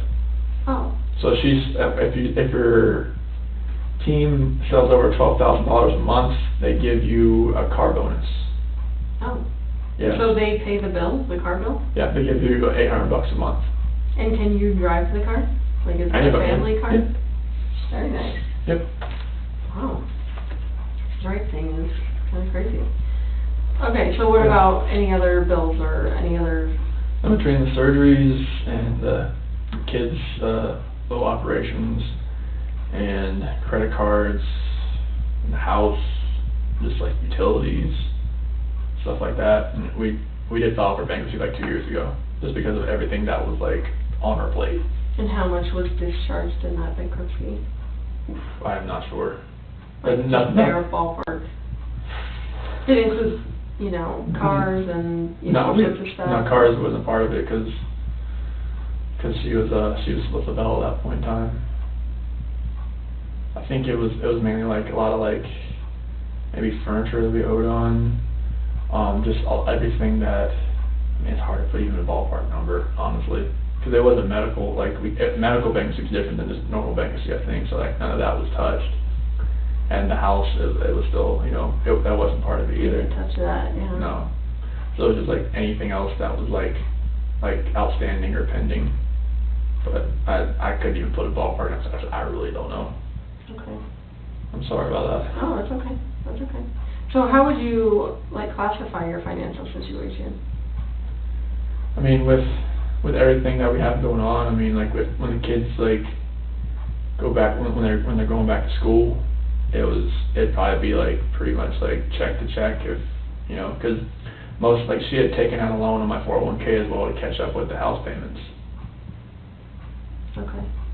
How much did she take out? 10,000. Okay, when was that? So I'm gonna say 5 months ago. Okay. I'm just ballparking that. Okay. Because we were like almost 3 months behind. Okay. Was it close to being repossessed, or were you getting No, like threats about that? we had a letter from Chase. That's who the lender's from. How did she feel about the situation you guys were in? I mean, she was stressed out about it. I mean, that's why we took the 401k loan out. That was the max we could do, and just put it all towards the house and get caught up. Mm-hmm. So are you current right now? I just got to pay August. Okay. When was that due on the 1st? It's due by the 16th. By the 16th? Tomorrow? Yeah. Okay. And who, do you guys get health insurance through your job? Yeah, United Healthcare. Okay. How much do you pay for that each month? I think it's like $350 something. Oh, every two weeks. 350? I think it's I'm trying to think now. Is it 700 a month? It's I have to look at my last pay stub, but maybe it's like 500 something a month. So I'm trying to think, like, I'm looking at all the deductions that we have coming out for like me plus spouse and child type thing. Mm-hmm. So they don't classify it as like, you know, like if you have another child it goes up. It's just like, you know, you plus spouse plus child. For family, yeah. Yeah. Okay. But I think it's every 2 weeks. I pay bi-weekly, so I'd have to look at my last check, but I think it's about, maybe it's like 5 something a month. Okay. So that's health insurance. What about life insurance? Do you guys have any life insurance? Yes. Yeah, I got one for Shannon through work, and then one for both kids through work.